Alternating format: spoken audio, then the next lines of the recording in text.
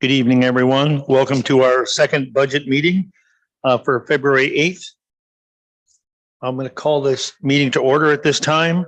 Disclose your pecuniary interest. If you have any, please forward them through to the clerk. And continuation of the draft 23 municipal budget. And I will turn it over to Estelle. Thank you, Mr. Mayor.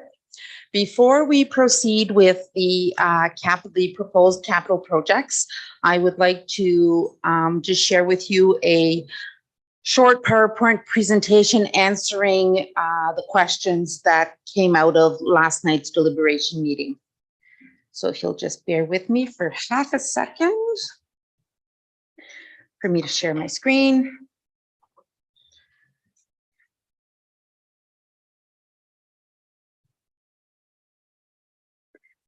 And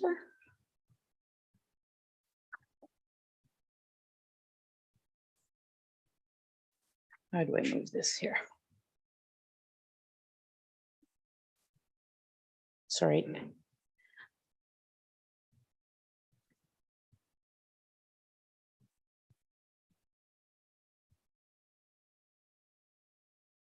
Don't have access to my top toolbar to start my slideshow.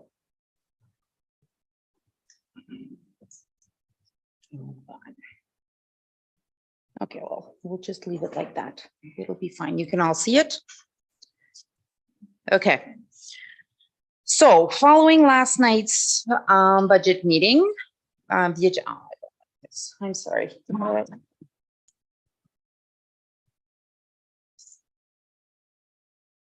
Sorry.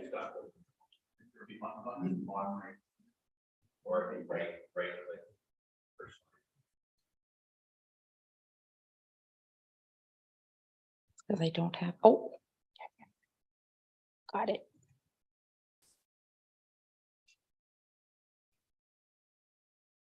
Slideshow from beginning. There you go. Awesome. Thank you, Jaden. Okay.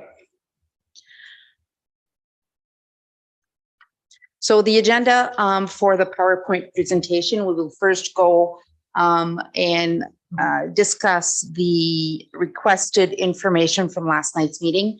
Then we'll hop into the capital projects and then the long range capital forecast, the reserves and reserve funds, and then a little bit of information in regards to how the proposed increases will affect the average homeowner. So one of the questions that was asked yesterday was to have a comparison of water, wastewater rates with our neighboring municipalities. So what you see on screen is the results for Lucan, Badolph, Strathroy, Caradoc, and Strathroy, Caradoc for the portion servicing Adelaide, Metcalfe, Middlesex Centre, Southwest Middlesex, and Thames Centre. So their rates are divided into different sections.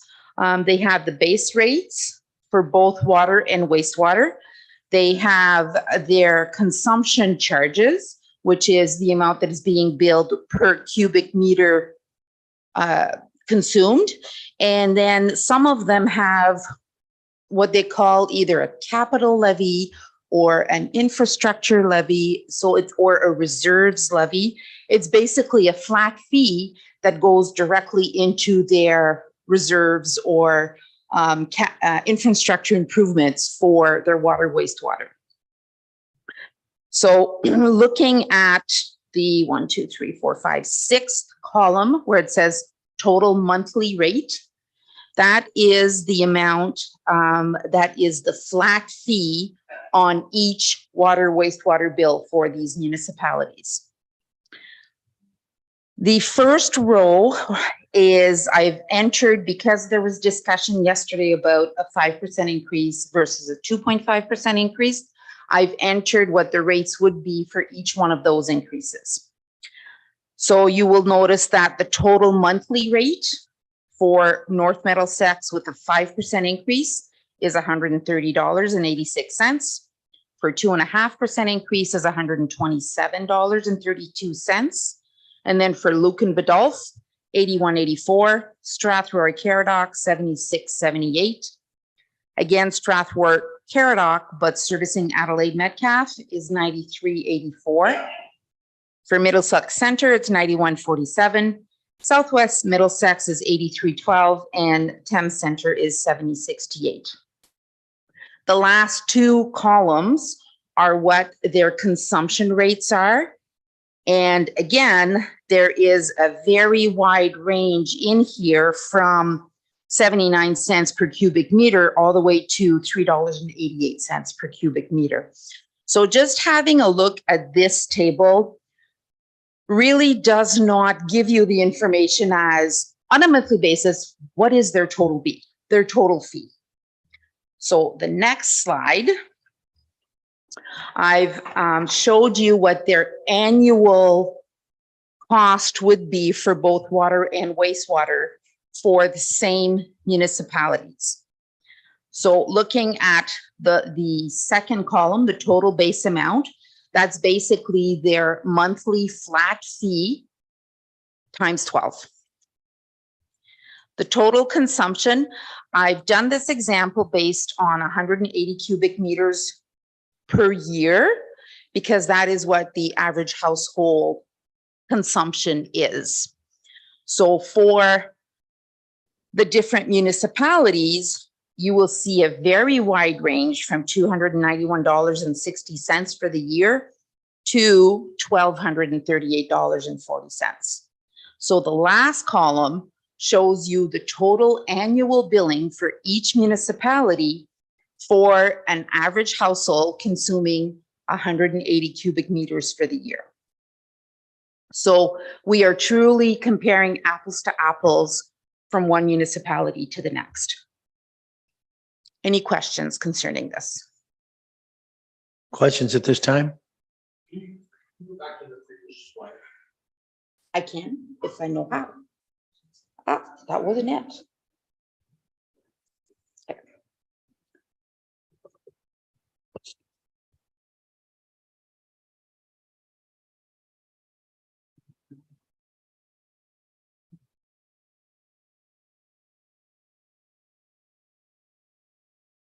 That's the one you're looking for? Yes, just so I have a clear understanding, if I look at the total monthly rate for all the municipalities, North Middlesex with the 5% would be $130.86. And the next highest one that I see is Strathroy Caradoc at $93.84. So how does that wash out to be higher? That is the total flat fee, but that is only a portion of the billing. You know how ours is 80% flat fee, 20% consumption based? Yes. The monthly rate represents the 80%. It does not include the 20% consumption. Okay. And the next slide puts them together. Correct. The next slide gives you a total of the two combined. It's very difficult from this table to rate, if you want, from highest to lowest, because there is such a big variable in the consumption rate per cubic meters. So if I understand that correctly, then there's a flat rate for infrastructure, which is what we apply. And then there's a rate for the use of water per cubic meter. Correct. So if I'm looking at that slide, am I correct in assuming then that our infrastructure charge is higher than other municipalities? Correct. Okay. But the consumption rate is lower than some of the municipalities. That's why if you look at the total amount billed for the year, we're not at the highest, even though our monthly amount is the highest. True, but the ones that just based on the consumption rate have the opportunity to conserve, to lower their bill. Here, not so much. And that's why I made the comparison using the same consumption for all municipalities. So it's an apples to apple comparison. I understand. Okay, other questions? Councillor Irwin. Thank you, Your Worship. Through you, But maybe the next slide would be better, but it doesn't matter which one. We're looking at proposed 2023 rates for our community. Are the other communities 2022 or 2023 rates? These are all 2023 rates. They're all 20. Thank you. Correct. Okay, any other questions at this point? All right, we'll carry on. Okay. The next slide shows the difference. So one of the things that was asked last night is if we were to increase by 2.5% instead of 5%, what is the difference in the total municipal revenue? This is what the difference would be. So with a 2.5% increase, our total revenue is $5,412,000. With a 5% increase, our total revenue is $5,548,000. So there's about $135,000 difference between the 2.5 and the 5%.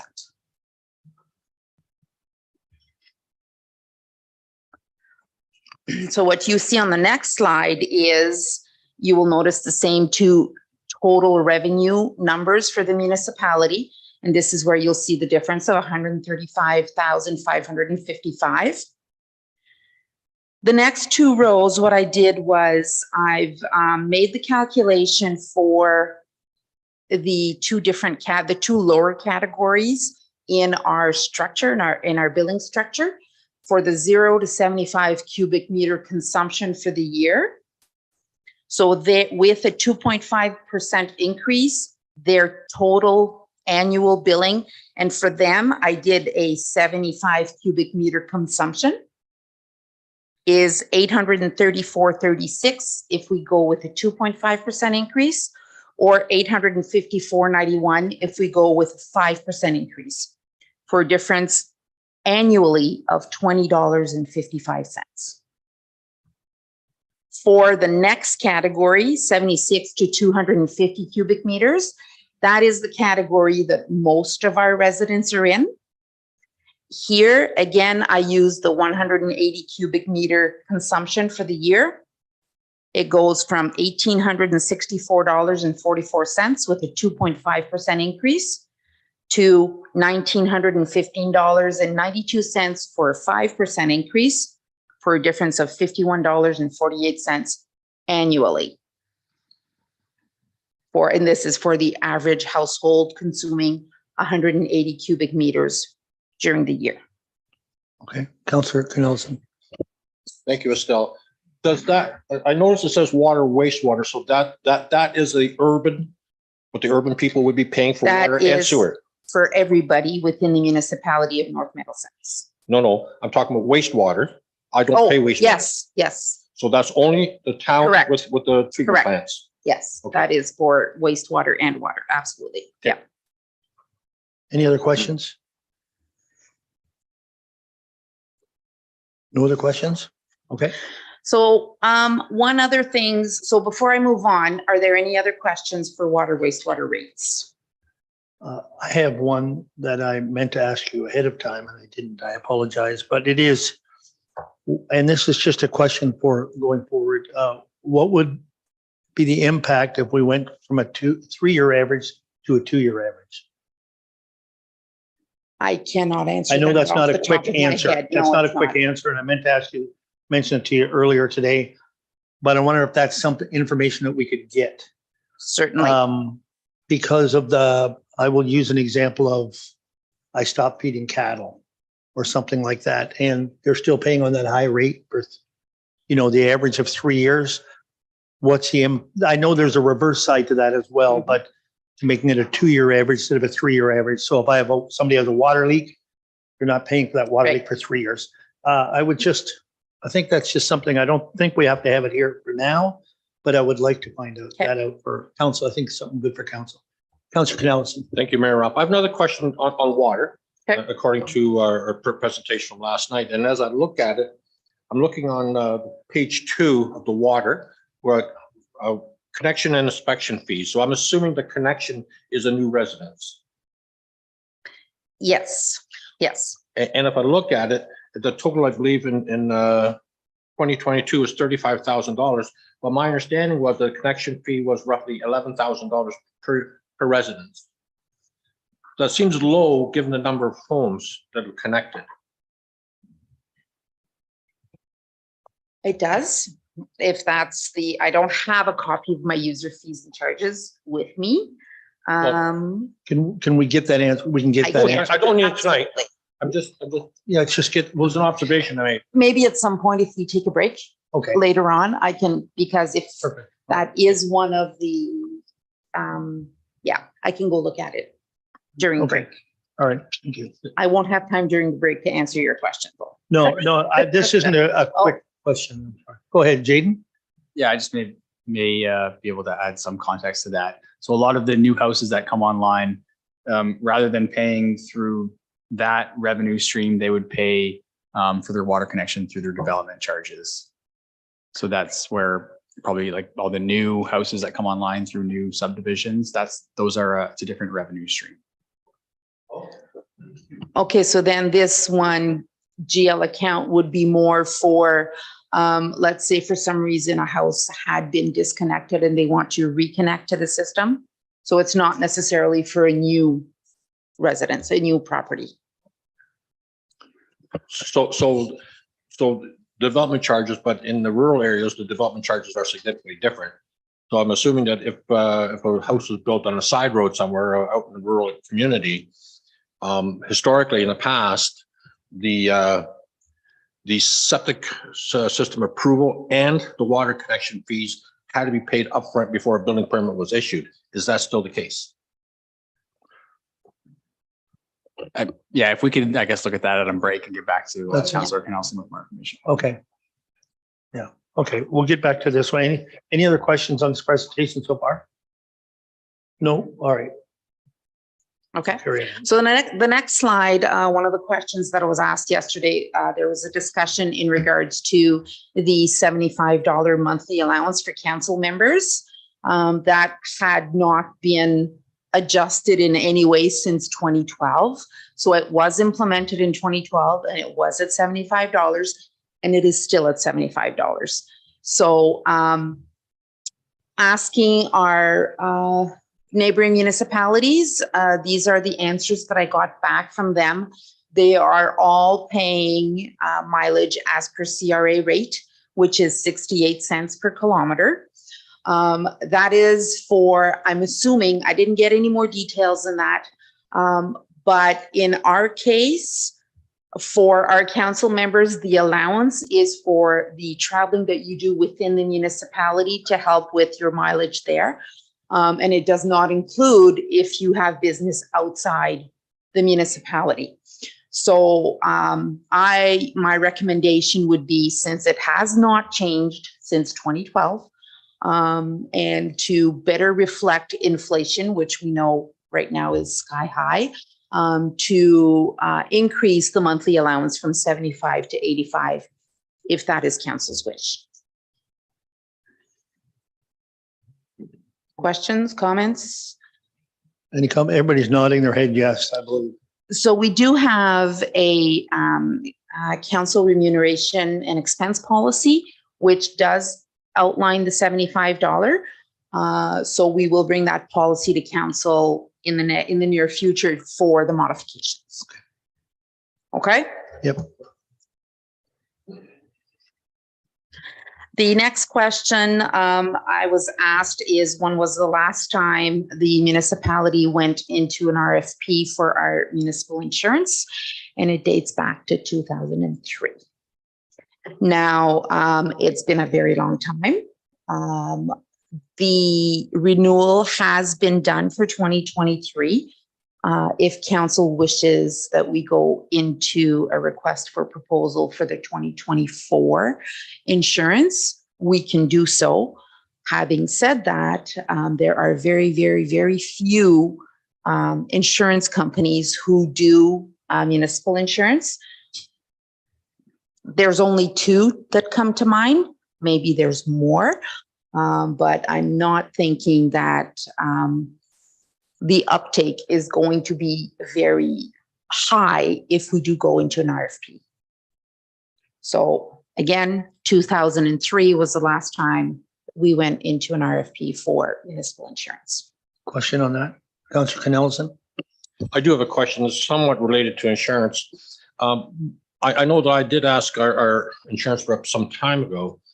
Often when there's litigation with the municipality, we hear it on town. We don't hear from anywhere else. We don't know what's going on. We don't know if there's any kind of litigation, what the outcome of the litigation is. Is there a reason for that?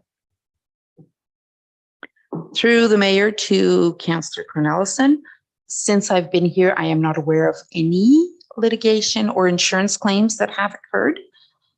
So I don't know why council would not have been informed in the past had there been. Maybe because it would have obviously needed to be presented to council in closed because it would affect an identifiable individual. But I really can't answer that question because I was not here. But moving forward, absolutely, if and when it happens, it will, yeah, council should be made aware of the situation. Thank you. Councillor Daigle. Just further on that, your insurance policy usually states that liability insurance, as soon as there's somebody tried to touch that policy, you can no longer contact them. Your insurance company is the only one that can do the contact, so that you don't, by accident, set up expectations on one side, like, oh, that's too bad. Sorry to hear that. We'll take care of it. It can't work that way. So with the insurance, it's the liability insurance. Your insurer says, if you step in and get involved, we'll back away and it's your bill. And I understand that element of it, but even after the matter has been settled and has been resolved, we still don't have any information. We hear it from on the street, as you know. I agree. On closure, you should get a report from your insurer. Yep. All right. Okay. Next question, Vance was asked if we had road counters for traffic counting, and he was asked to find out how many we have.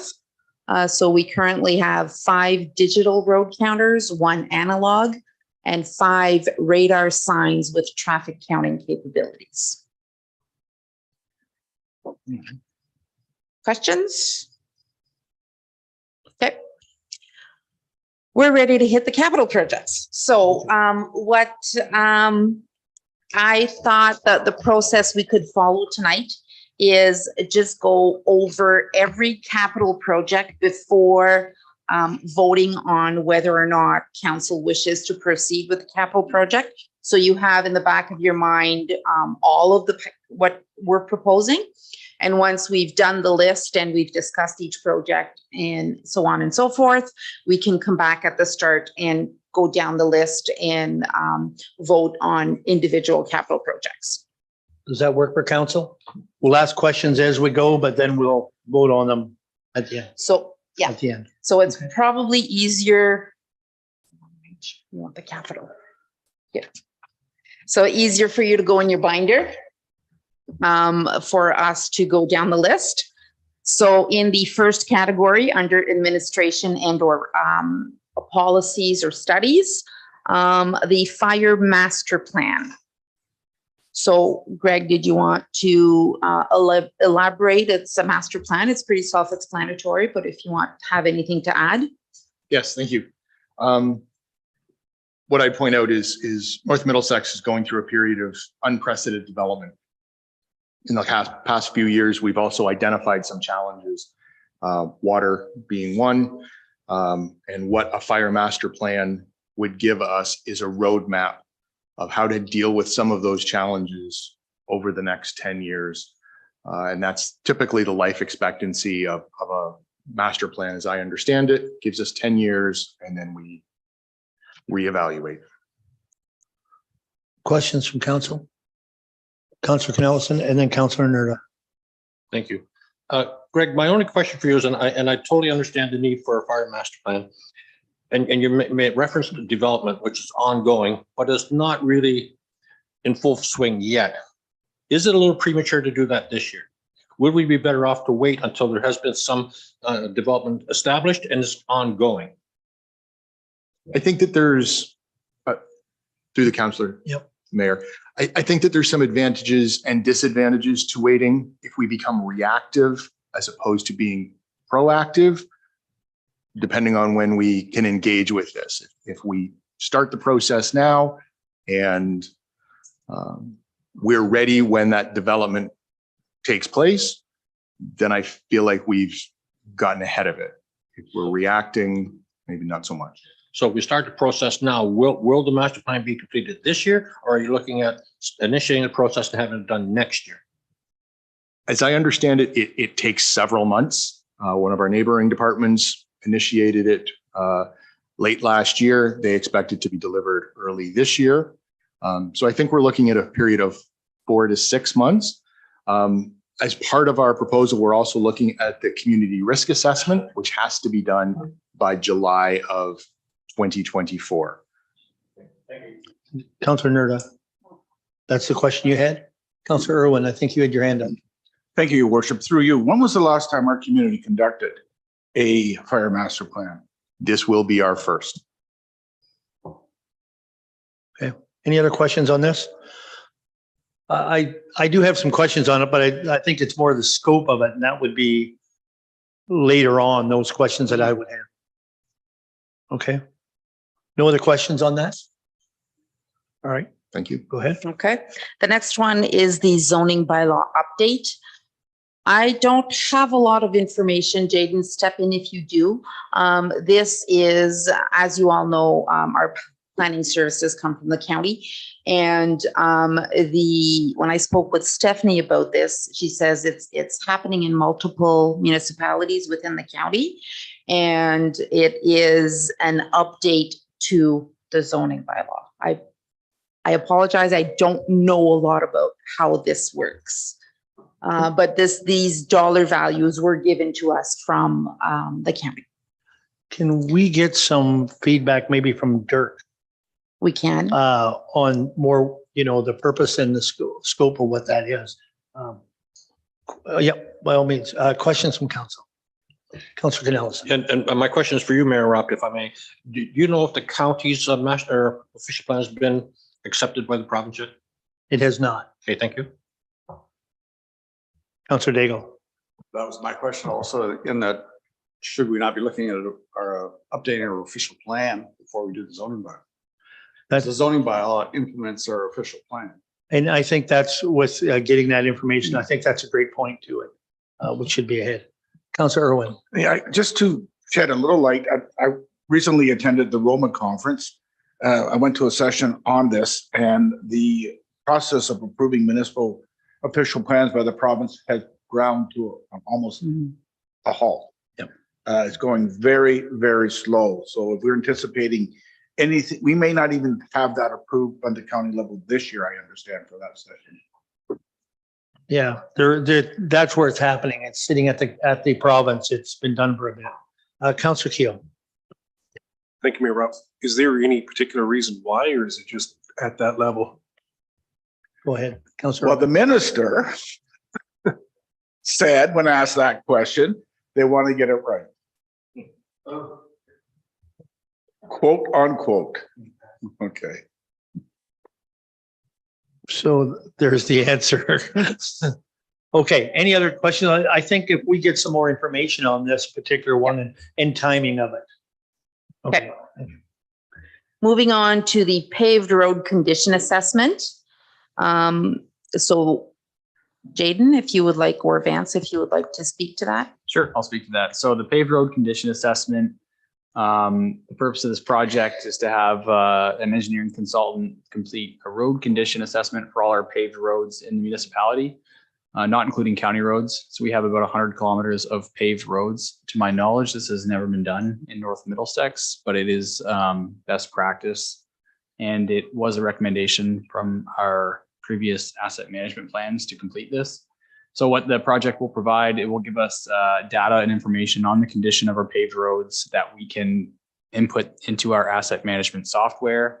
And it will also help us develop a long-term plan for road rehabilitation and reconstruction projects. Questions from council on it? Councillor Irwin. Just one question through you, Your Worship. Will this also assess weight limits on roads? Because we have some roads now that are no weight limit signs on it. And from the road conditions, I assume that traffic that's going on is really too heavy for the way the roads have been constructed, the road beds, et cetera. So typically that would not fall under the scope. They do have like a special equipment that they drive over the roads, and it does like a scan, and that gives them an idea of what the current condition is. So that would be beyond the scope, but the project hasn't been fully scoped out yet, so we can look at things like that to include as well. Any other questions? Councillor Canellison. Thank you. Jaden, Councillor Irwin raises a good question.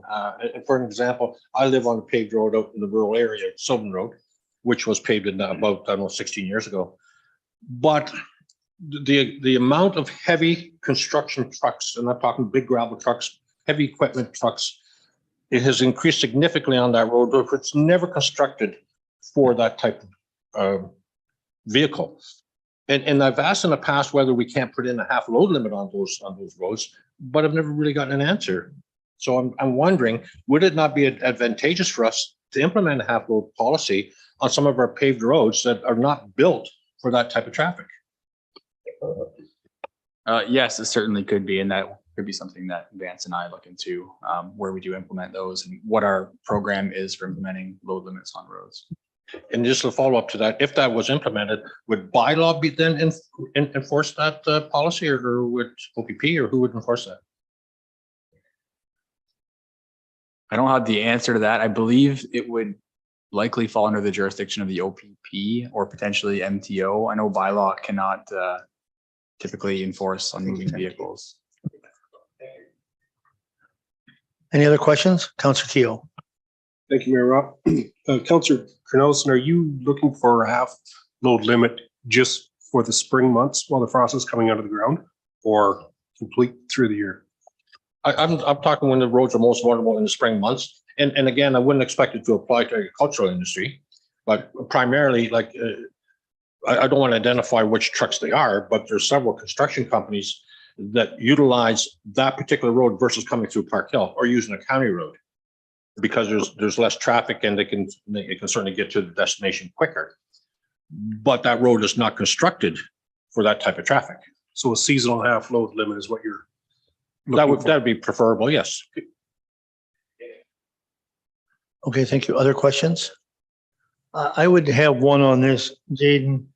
Is this something that we can partner up to maybe cut our costs a little bit by partnering up with the county on this? Because they're doing road assessment, and I'm not sure if they do it themselves or not. I'm not, and that's just another point to that. If they have the equipment, can we tap into that resource? Yeah, good comment. I did consult with the county on what they currently do. And the county engineer advised that they do that themselves. They're kind of just like to review their roads on a regular basis with their own staff. They do have just more staff resource available to complete that. I would recommend completing this to sort of set our baseline and let us know what we have, how it looks, where there's urgent priorities. And certainly we could look at something like what the county model uses, completing our own evaluations moving forward. But this is to get the baseline for it, because I don't think we have done this, at least not in my time. That's correct. Okay, all right, thank you. Any other questions on this? Okay, The next project is a structural analysis of the arena. Brandon? Yeah, so this project, our building turned 50 years old last year. We're required to basically do a structural analysis every 5 years after. So that it's just a requirement for an engineer to basically look at the steel that was put up in, I believe, 1972, the original frame, and basically say it's not going to collapse. any questions on that? Mr. Mayor, I remember when it was built, and 50 years ago makes me feel a little senior right now. Well, I played in the first hockey game that was played on that ice surface, so I feel the same way. So, okay, all right, there's probably not too many questions on that. It's by law, so. Moving on, the next is water engineering studies at a cost of $100,000. Jaden? Thank you. As previous councillors may recall, in the previous long-range capital forecast, there was a water distribution master plan with a cost estimate of $350,000 identified for 2023. So coming into the 2023 budget preparation, it was found that municipality didn't really have a plan or a scope of work for that water distribution master plan. Master plan is a significant undertaking, and currently the municipality doesn't have all the background information at this time to initiate a master plan to address the many water challenges that the municipality is facing. So it's therefore recommended that the municipality revise the earmarked budget of $350,000 for the water distribution master plan and allocate these funds towards water engineering studies in 2023. This project's not fully scoped out yet, but the water engineering studies completed would include the following: engaging a consulting engineer to assist the municipality in creating a plan to address our water issues and challenges.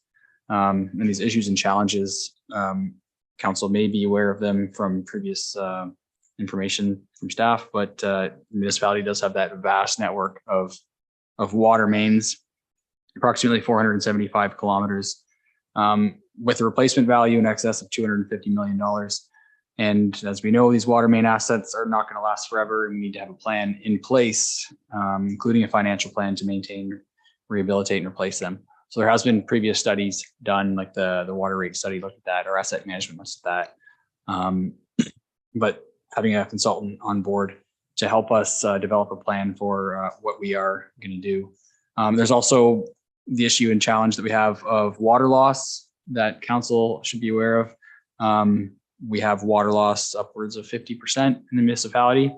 And that means that approximately half the water that we're using is not being billed to customers. And so we're just paying for that. And that could be the result of water leaks, issues with metering, issues with billing, unmetered water usage, which can be considered water theft. So one of the first steps to help us address our water engineering challenges would be to understand our water loss issues and our infrastructure issues with water better. And that's what this project is for. Another project that we look to getting kicked off in 2023 would be the completion of a water audit. A water audit's has a standardized methodology to better understand the water loss and where these issues are occurring and develop a plan for how we proceed. Thank you. Thank you. There's probably some questions on this, and we've all just taken the water course on our obligations. And the one comment before I just go to is, will this help us? It seems that we're always putting out fires in the past. Will this help us with that? Because I'll use an example of the Denfield Road. We did that project because the water pressure was insufficient, but it had been insufficient for a while. We weren't aware, but we had to do it. And it was $500,000 or up around that number. And will that help us identify these instead of being all of a sudden we got to do it now? You know. Absolutely. Yeah, it's a good comment. And it's a good way to put it, putting out fires. We're responding to water leaks in the system a lot. I guess you could probably see that through some of the operating dollars in there. Like Aqua is constantly responding to leaks or issues with the system, and there is a backlog of work that has to be completed. So this would help us develop a plan to be more proactive in managing our water system and preventing all these issues that we're dealing with regularly. Perfect. Thank you. I'm sure we're not going to eliminate the leaks. That's not the idea. That'll be ongoing, but it's those other projects that we work on. I'll pass this on to council. Councilor Nerda. Is it study just a Band-Aid for a master plan? Will we still need a master plan? If we spend 100,000 now, will we still need to spend in, I don't know, next year, the year after that, the 300 plus? So through a conversation with a consulting engineer that has a long history with the municipality, they advise that the master plan is not really the appropriate step to do right now. So although it may be required in the future, it's just to jump into such a, I guess, a big process that we're not quite there yet. And I just maybe clarify that the $100,000, it wouldn't necessarily be $100,000 for one project with one consulting engineer. We're probably thinking about multiple projects. We also have support with our with Aqua, like we had for our Park Hill Lagoons, and we had that delegation last meeting. They have experts in water distribution that can help us as well. But currently, I don't think there's an urgent need to complete the water master plan. There's no specific requirement for that. Okay, other questions? Councillor Daigle? Would the 100,000, if we spend it this year, help us reduce that master plan cost from 350 down to 300 or something going forward? Yeah, absolutely. I think like doing a lot of that background work and just you know, gathering all those old studies and doing those reviews of what we have and gathering those records, we could incorporate that if we did a future master plan. Thank you. Councillor Cornelison? Jaden, you touched on this on a subject that's really dear to me in your presentation. That was the water loss, and specifically the unpaid water or water that's being utilized but not paid for. How can we actually determine if that's the case, particularly in the rural area? How would you be able to do that? Since the meters are at the house normally. So I haven't delved too deep into this yet, but there's new technologies, and I think we had applied some of those here and there, but there was never really a coherent plan. There's monitoring equipment that can be installed on fire hydrants that can listen to the water mains, like it's an acoustic equipment, so it can tell you kind of what's happening with that water, and they can evaluate that and use basically like data science and artificial intelligence and things like that to kind of pinpoint some of these areas. So there are a lot of opportunities and technologies there, especially that have been developed in recent years, that we could explore. I haven't got into that too much yet, but certainly getting the experts on board and working with professionals who deal with this, we could look at some of that in more detail. Thank you. Other questions? Seeing no other questions, go ahead. The next capital project on the list is stormwater drainage studies for a value of $60,000. Jaden? Okay. This one, this was also earmarked previously, and it does also reference back to some previous studies that were completed. Council may be aware that with our rate studies that were completed in recent years, there was a stormwater charge that was added to residents in the urban areas. And the purpose of that rate is to collect funds for completing something like a stormwater master plan or these stormwater studies. So there had been some previous discussions with consulting engineers, and I believe it was previously identified in the long range capital forecast. Have had a couple meetings to discuss the scope of that with some consulting engineers that were working with the previous staff. And the purpose of this project would be to better understand what we have for stormwater infrastructure in the urban areas. Things have been placed, our catch basins have been installed and drains have been installed. There's old clay tiles all over the place, but we don't really have a good record of what we have and what we need. So these studies would do some background review, find out what we have currently, where there's deficiencies, and where we can improve it. When we do have new development that comes into the towns, they're building that new infrastructure up to current standards, but everywhere else, we don't really have good stormwater infrastructure. So that's the purpose of the stormwater drainage studies.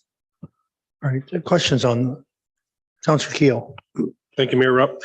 Jaden, the stormwater drainage studies, would that incorporate the electronic record keeping of any type of drainage, I just remember back when we went through the McGilvery garage, the room that had the maps of all the drainage records, really.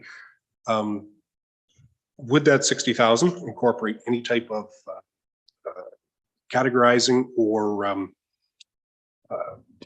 proper record keeping of it? Yeah, absolutely. That'd be the first step, is finding out what we do have for drawings. There are various hard copy drawings, like you say, in McGilvery vault or in our vaults, but we don't have a good like database either digitally or hard copies. So part of that would be taking those records, digitizing them, and having a good understanding of what we do have for record drawings. I think a part of that task has been completed previously. Dylan Consulting basically came into that McGilvery shop, collected all the drawings, scanned everything, and provided that. But it's not really in an organized manner right now. And I just add, like, we're doing the construction on Main Street there, and we are running into all sorts of unknown things that we don't have records of. So this really, it would help us in a lot of ways to have that background review and those records put together and organized. Thank you. Other questions on this, Councillor Irwin? Yeah, through you, your worship. So I think you answered the question, but I'm going to ask it anyways. Can any of this be attributed to climate change? And if so, would it be eligible for federal grant funding to address? I'd say yes. There is funding through disaster mitigation or flood mitigation. So we did have a preliminary discussion with the engineer that's currently looking at this, and they anticipate as well that we could be able to potentially leverage some funding to this. Yeah. Perfect. Other questions on this? Deputy Mayor Hodgins. To Jane, to you, Mayor Rob. The studies, are they going to be predominantly, Elsie Craig, Park Hill, Nairn, and everything else? Question is, there are a lot of small communities, and I'll use Clandyboy as one of them, and just knowing that there is old stormwater drainage on the North Middlesex side of the Denfield Road. Oh, we're looking at that too. Just question, how deep are you going to go with that? So currently the scope we're looking at is the three main urban areas: Park Hill, Elsa Craig, and Nairn. Okay. Other questions on that? Seeing none. All right, we'll carry on. Moving on to land improvements. So ball diamond netting to protect the skate parks for a value of $90,000. Brandon? So this project will be putting up approximately 50-foot netting in both Park Hill and Elsa Craig. There will be 3 sections. 2 of them will be to protect skate parks, and 1 will be just along the foul side of Elsa Craig. We have had a lot of houses take damage from baseballs, and it will be trying to mitigate some of that. The skate parks in particular have a lot of kids play at them while baseball goes on. Both of them have plenty of foul balls that hit them, or home run balls in Elsa Craig. And to prevent the unfortunate tragedy of a kid getting a baseball in the head due to locations of those parks, this should help mitigate some of that risk. It may not eliminate it completely. There may still be the oddball that manages to get over that and land, but it will significantly reduce the risk there. Questions on that? Is this netting going to be netting that the kids can't climb? That's my only concern to this. It is hard to say. It will start at the fence line, so they'll have to climb the fence to get to the netting. Okay. I'd like to say no, but I've also seen kids stack picnic tables outside of our pavilions in order to get onto the roofs of our pavilions. So, but they're not on ground level. They start from the fence up. It will be higher up to try and prevent that, but okay, where there's a will, there's a way. Mm-hmm. Other questions on that? Nothing on that? Okay. Moving on to the vehicles category. The first one is the 2012 truck replacement for the recreation department. So this is just our oldest truck in the fleet. It's 10 years old. Its costs are getting higher every year in order to repair. It is at the 10-year mark where we usually replace our vehicles. So. Questions? Councillor Irwin. My questions for this whole category. and it's because of my ignorance as a new counselor. We're replacing a lot of vehicles in 1 year. Is this the norm? We replace the vehicles, number one, when they need to be, and according to our asset management plan or tangible capital asset policy, the useful life for vehicles is indicated as being 10 years. But I would say it is pretty much the norm. Because the reality, there's what I believe is 13 routes, snow plowing routes. And so if they have a 10-year lifespan or 12-year lifespan, you're basically looking at a plow truck every year. And so, yeah, I don't think this is out of the ordinary. I would ask, I think this is pretty much a norm. Okay. Questions on this first one, though, on the 2012? Oh, sorry. I'm sorry, sir. Councilor Brandon, what is this truck used for? Currently, this truck is used just for general purpose recreation. It'll pull our lawnmowers in the summer to different job sites where we cut. If somebody has to run to a rec center to fix something, it's all our vehicles are general purpose. None of them have specific, specific purpose. It is a 2-wheel drive pickup. The one we will be getting will be a 4-wheel drive because we have realized over time that when they have to go shovel a rec center and salt at the doctor's office or something like that, sometimes 2-wheel drive trucks are an issue. So are we just simply replacing it because it's 10 years old? It is, and it's starting to get up there in mileage. Well, up there in mileage, it's at about 150,000, and our repair bill annually in safeties is starting to creep up there. And through our last safety, there's starting to be rotting sills and stuff like that. So it is starting to get to that time. What are our yearly costs on it? Do you know? I don't know offhand. We could go back, if we go back to the vehicle, if we find that piece of equipment, it'll show us the repair costs over the last. I guess my concern is, are we just replacing vehicles because they're 10 years old? Or is there still more life left in them? Because there's vehicles that I know that are 20 years old and they're fine. I just don't want to be wasting valuable resources if we're just only simply replacing vehicles based on age and kilometers. And that is a fair point. I'm just flipping back here to that specific asset. So it is on page 2 of community services. It is the 2012 Ford F-150. Correct. Last year, our safety cost was $2,000 for that truck. It was closer to 2,500. If you look, there's 2 accounts: machine parts and repairs and vehicle expenses. Yep. Okay. Any other questions on that piece? Deputy Mayor Hodgins. Quick question to you, Brandon. Is that trade-in price, the 45, like the old one in, or do you keep the old one? No, so that 45,000 it's just a placeholder number of where we guess the truck will fall. The last pickup I purchased was after trade-in was 36,000 net to the municipality. So I'm hoping it's under the 45, but you do trade in the old one. yes, correct.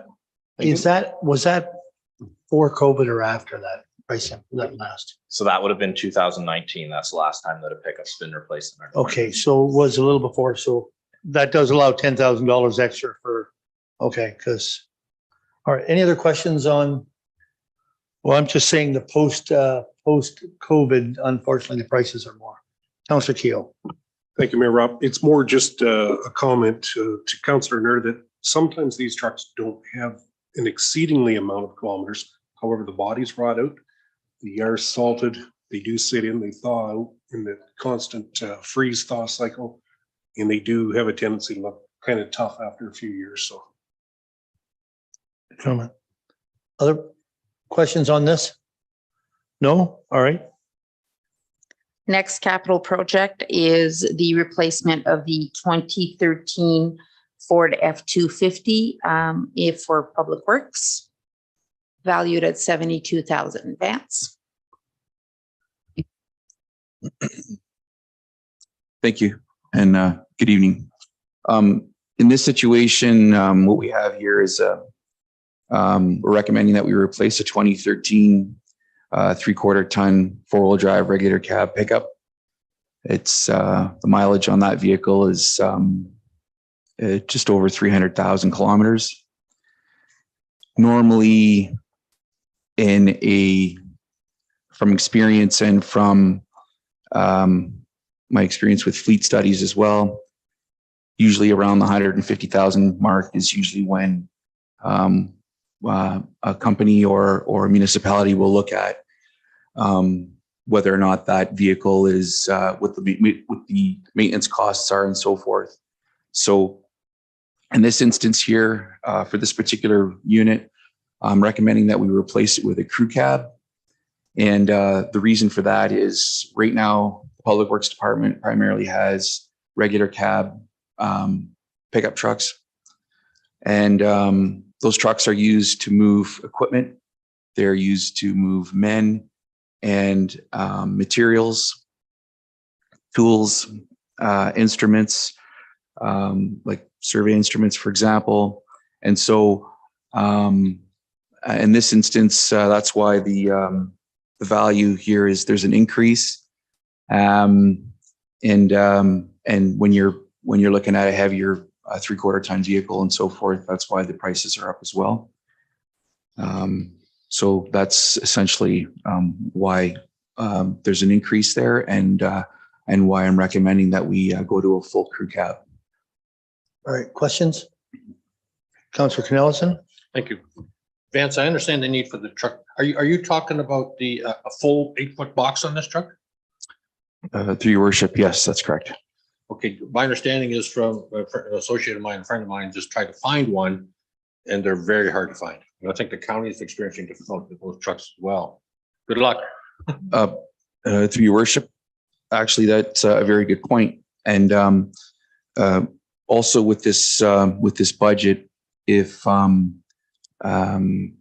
it's the will of council, I can come back with a follow up or a report should this be successful in the 2023 capital.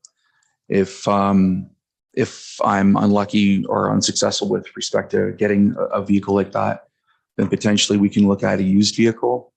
I also, while we're talking about our fleet capital here this evening, we have a backlog of fleet and vehicles that has surpassed its, for example, our capital asset management plan dictates that light duty pickup trucks and so forth are replaced every 5 years, and that heavy equipment and, for example, our snow plows, our graders, loaders, all the heavy equipment, that it suggests the guidelines in there that it's replaced every 10 years.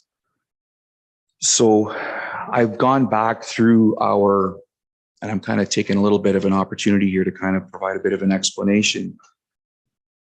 Because we have such a backlog to show up to budget with a whole list that needs to be done according to our plans and so forth, it would be an undertaking to kind of catch up in 1 year. So with vehicles like this, we can go into the used market and we can look at getting a vehicle with perhaps on a lease return or something to that effect, with low kilometers, to get into our fleet, to reduce those maintenance costs, and to improve our level of service, to improve moving equipment and men. Instead of taking 2 pickup trucks to a site or 3 pickup trucks, maybe we only need to take 2 or 1 because that vehicle has the capability of moving a crew. We find this particularly the case when it comes to tree removals and a lot of our tree work, where we have to bring a lot of pickup trucks because they only carry 2 guys. So in the wintertime, by the time you start putting chainsaws, parkas, winter gear, your lunch, books, anything that you need for that particular project, fitting it all into a regular cab truck is rather challenging. So anyhow, your worship, members of council, I hope I've provided a bit of an explanation as to my approach with respect to fleet and this particular unit. Is there any other questions on this? No? All right. 2013 International Replacement Tandem Plow Truck for a value of $360,000. Through your worship, a majority of our fleet, particularly this one, we have that in our fleet to maintain our roads in accordance with the minimum maintenance standards. This piece of equipment is absolutely vital to our snow plowing and snow removal operations. It's a 2013 International Snowplow Tandem, and as it's 2023, its 10-year mark is up, and we are looking to replace that unit to follow our plan and to further continue on with our winter maintenance. Thank you. And I think this is one that if it's ordered now, it may be in the 24, actually paid for in 24, right? Absolutely, through your worship. It's unfortunately that's where our industry is at right now. The industry norm right now for replacing plow trucks is 24 months. So upon the date of order, and that usually entails ordering a truck and chassis. And then once you acquire a truck and chassis, which is essentially, the cab and the wheels, if you will, and the frame, then the truck is sent off to Viking up in Mount Forest to build to spec, and that as well can take about another year. So you're looking at about 2 years if this was successful in the budget and we got underway with it. It would arrive sometime in 2025. Just to follow up if I can before I go. Do we have any vehicles right now that we're waiting for that we have ordered? I'm trying to remember. Are we caught up right now? Your worship, we are caught up at the moment. Yes. All right. Thank you. Councillor Nerda. Vance, you spoke of last council meeting about swapping out a plow for just a tractor. Is this the same, or is this a different piece of equipment? This is a different piece of equipment. Okay, thank you. Okay. Any other questions on that? Deputy Mayor Hodgins. Through your Mayor Ropp to Vance. I'm sorry if I missed it. Does this truck come complete with the plow harness, everything ready with the whole thing, whole kit and caboodle, or just a truck? Through your worship, this would be a complete unit, like plow, swings, box, everything that would be necessary. Yeah. And if I could follow up, just number one, again, being new here, the process of I understand the fact of the replacement and everything over the years, and everything else like that, and the appreciation of possibly talking to the staff who are the people that are running them, and they probably have their preference on which trucks they like better and everything, which ones stand up. Do you still tender out to maybe 2 or 3 different companies for this truck, or what's your process on that? Through your worship, Deputy Mayor, currently our purchasing policy dictates that any purchases that are over $100,000 will require to go to tender. In that tendering process and building the specifications for that snowplow, a very integral part of that is consulting with our operators to ensure that we get the fleet that we need, and they're I'd like to say they're a huge part of that process. So once that happens, and we essentially review if you will, all of the specifications of that unit from top to bottom, truck, chassis, all the equipment, and so forth. We review all of that. Then it gets dropped into a tender, and then we are also in transitioning. We're looking at using bids and tenders and different internet, like to post it on the internet and so forth, as well as we're looking at potentially using Canoe, which is a purchasing consortium and so forth. We're looking at different options like that. And the last point to your question, Deputy Mayor, is yes, we will make sure that we make every effort to specify and spec the truck out so that we get a unit that is a unit that we need and it's going to last. Okay. Any other questions? All right, we'll move on. The next item is the replacement of our 2005 Easy Load 21-ton tag float. Vance? Certainly, your worship, members of council, this particular unit here is a tag float, and it is towed behind our tandem trucks. We have an excavator which is on tracks, and we rely on this float to move that machine around. I'd also like to take the opportunity to inform council that excavator is an integral part to our sewer and water construction and responding to water main breaks. And it's part of that. It's a very, very integral part to that business plan. Whenever we have water main breaks within the municipality, our operating authority, Aqua, will contact us and we respond. And by having this float, we can load that equipment on the back, and we can tow that over to wherever it's needed. Primarily, we respond to water main breaks. We use our excavator for our ditching program, and quite literally for any large excavations that the Public Works Department can undertake. So that is the importance of this float. And without it, we will not be able to continue on with our business plan with respect to being an integral part of the water main breaks and for sewer and water. Thank you. Is this the float that was safety last time and they said not again because of? Your worship, I'm glad you brought that up.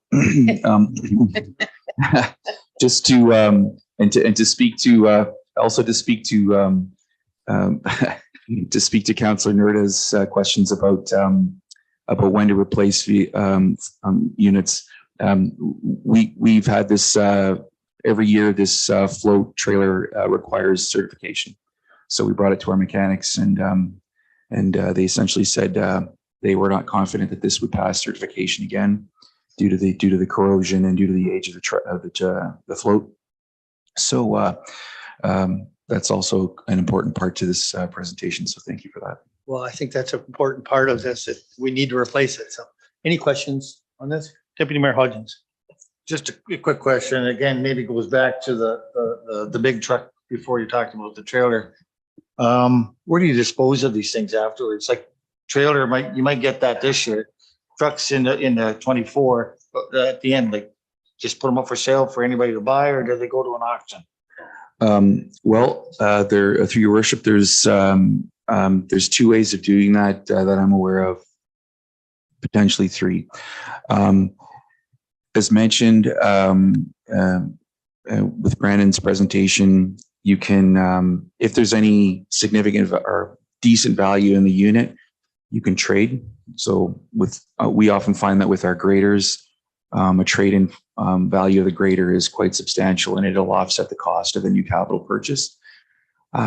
Usually with pickup trucks and so forth, there's usually, by the time, well, I know for sure for the Public Works Department, by the time we're done with them, there's really not a whole lot left of them.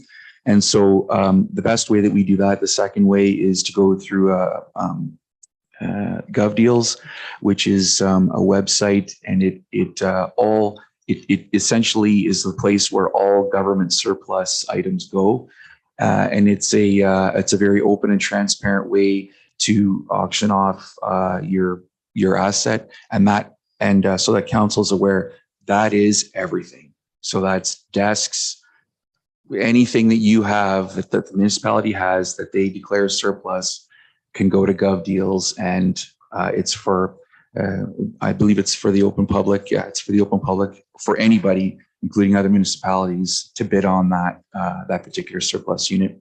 And the third way, of course, is to try and sell it on your own.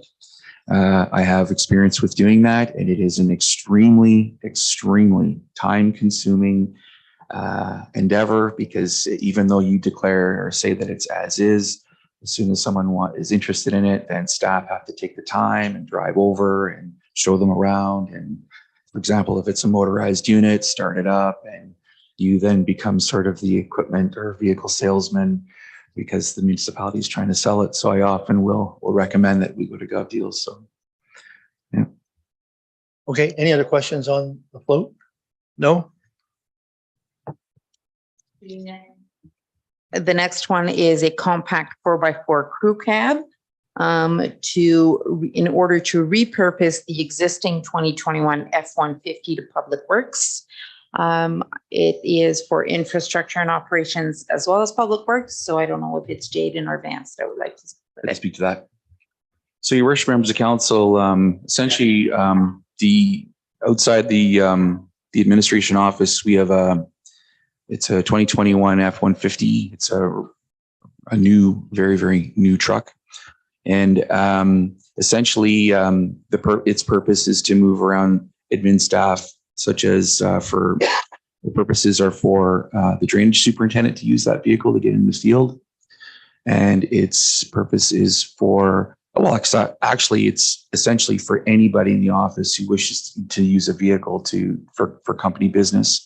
But primarily it's used by the drainage superintendent, and it's used by the manager of infrastructure and operations, as well as our engineering tech, Nick Wolf. And that's to attend site meetings, to conduct survey work in the field, and for just conducting business, travel, conference, et cetera, et cetera. That's what that unit is used for. However, with the Public Works Department, essentially our pickup trucks are in really rough shape. So instead of adding another pickup truck for the Public Works Department, the truck that's outside right now is very long. It has an 8-foot box, and it's a little bit overkill for what the engineering department and infrastructure and drainage superintendent are using it for. So I'm recommending that we replace that unit with a compact 4x4 crew cab vehicle that will still be able to move people around. Something a little bit smaller, that V6 power perhaps, something that'll have some height to it, so the drainage superintendent could. She attends a lot of site meetings that are in farm fields and so forth. She definitely would need that. So that's the rationale behind this capital item here for council's consideration, and it's to replace the unit that we have in the parking lot and repurpose the pickup truck to Public Works. Questions on that? No questions? Councilor Canellis. Yeah, so I think that's a great idea. That makes a lot of sense to me. However, having said that, you're ordering a new truck and you're repurposing this truck. Are you getting any more trucks? Like, how many trucks do you need? Are you increasing your fleet of trucks for Public Works is my question. Through your worship, that's a great question. Essentially right now we have, in the Public Works Department, we have 3 pickup trucks. There is definitely a need for 4 pickup trucks. With our patrolling, our winter road patrolling, we are utilizing between the Public Works Department and the Parks and Rec Department, we make every effort to share the fleet and to use those vehicles. However, there are times where and lately some of our trucks have been broke down, so there is a need for one more unit.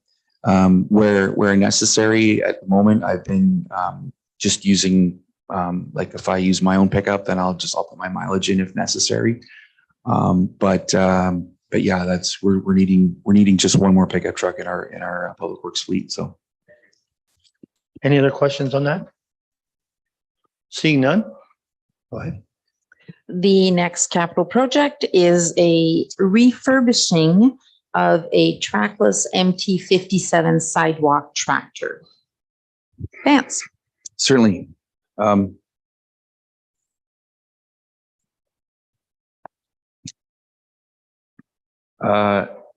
Your worship, members of council, in our fleet, we have 2 trackless sidewalk plows. Some of you, I'm sure most of you have seen the yellow tractors that are driving around on our sidewalks.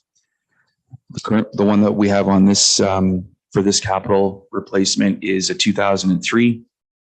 So it's about a 20-year-old machine.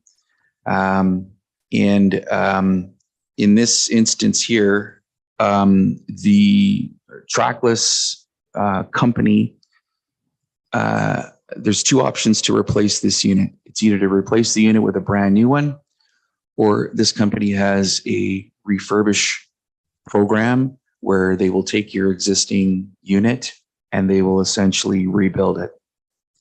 The only things that they keep when they refurbish the machine is they'll keep the chassis, they keep the axles, they'll keep the high and low gear reduction boxes, and there may be one other component that eludes me, but everything else on the unit is completely replaced. It goes back into their assembly line. The engine is replaced. Everything's replaced, the cab, and you essentially get an almost brand new machine. And to cut to the chase here, the difference is about $20,000. A base model MT7 right now is in and around $165,000. This unit here that I'm proposing is at $149,000. And again, it gets back to the need to take every opportunity to try to achieve some savings. We do have a backlog of equipment that needs to be replaced, and it's situations like this that perhaps give us that opportunity to save that $20,000. Okay, questions? Who wants to start? Councillor Daigle? Thank you. Through your honor. So we purchased this refurbish, or we don't purchase, we have it refurbished for 140. What kind of warranty do we get versus a new one? Through your worship, you would get like a full, they would warranty all that work, and you would get like a factory warranty of that. I can report back to council as to what those terms are to that warranty, but they would definitely warranty that work.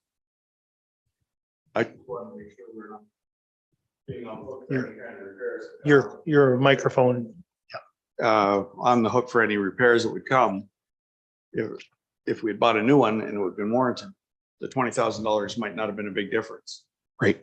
Through your worship, I've had experience with this program in a previous municipality that I worked. I've also taken the opportunity to tour the factory and walk through that process to get a good idea of what's happening. And I wanted to do that because when machines go in, the cab, the seats, the ergonomics of the machine are essentially, it's a worn out machine. And they assured me they just tear the old cab off and throw it away, and it's all got brand new seats, brand new cab. So, Councillor Nerda and then Councillor Keogh. What's the turnaround time on a new one versus a refurbished one? Is there a significant time difference between the two? I would have to double check on that. The return on the if council would allow, I'll get a better idea of what the return on there. I'd like to add to that to perhaps half answer your question, Councillor, is that they would take the machine and it would be 3 months. Like they would take our machine and then 3 months later we would get it back. But what I can do is I can confirm how long it would take to source out a brand new one and get back to council if that would be all right. Okay, Councillor Keogh. Thank you, Mayor Rob. Vance, this one that you are looking to refurbish, is this the one that we just purchased the new front end mower for? Or parks, or is that for the other one? Through your worship, I'm not entirely sure, but that front end mower is interchangeable. It will go on either machine. Okay. I perhaps could defer this over to the manager of public or Parks and Rec, if maybe he might be able to add to that. Just clarification, this is the Elsa Craig trackless? Yes. Yes. Then no, this is not the one that we use. We use the one that they use in Parkville. Okay. I guess the only other thing I have to ask then, with a refurbished one, it will have the emission standards due for the 2003 era. The new one, will it be equipped with DEF fluid and particulate filter and all that kind of stuff too? Through your worship, excellent question. Essentially, by refurbishing the existing tractor that we have, it would have a tier 3 engine. If you were to purchase a brand new unit, it would have a tier 4 emissions and would have to deal with all of the items that you're saying with respect to emissions and so forth. And that's also, to that respect, with the refurbished unit, you would retain the 110 horsepower that the machine was designed with. With the brand new MT7s with the tier 4 emissions, that tractor has a 74 horsepower engine. And so those are some of the technical pros and cons of going with refurbished or getting a new one. Do you have a follow-up to that? So your strong recommendation is refurbish. I'm with it. I'm good with it. Well, it's On the technical end of things.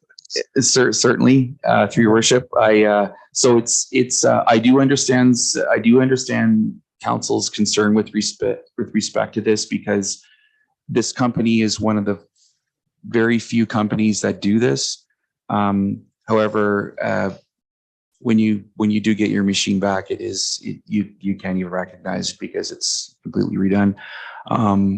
But again, it's an opportunity to save 20,000 by going with something refurbished. And the last point I'd like to add is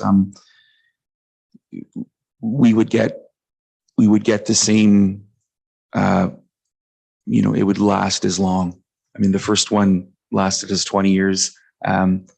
Although I don't recommend that you run a machine for 20 years, it will definitely suit its purpose for the next 10 years. Councilor Nerda?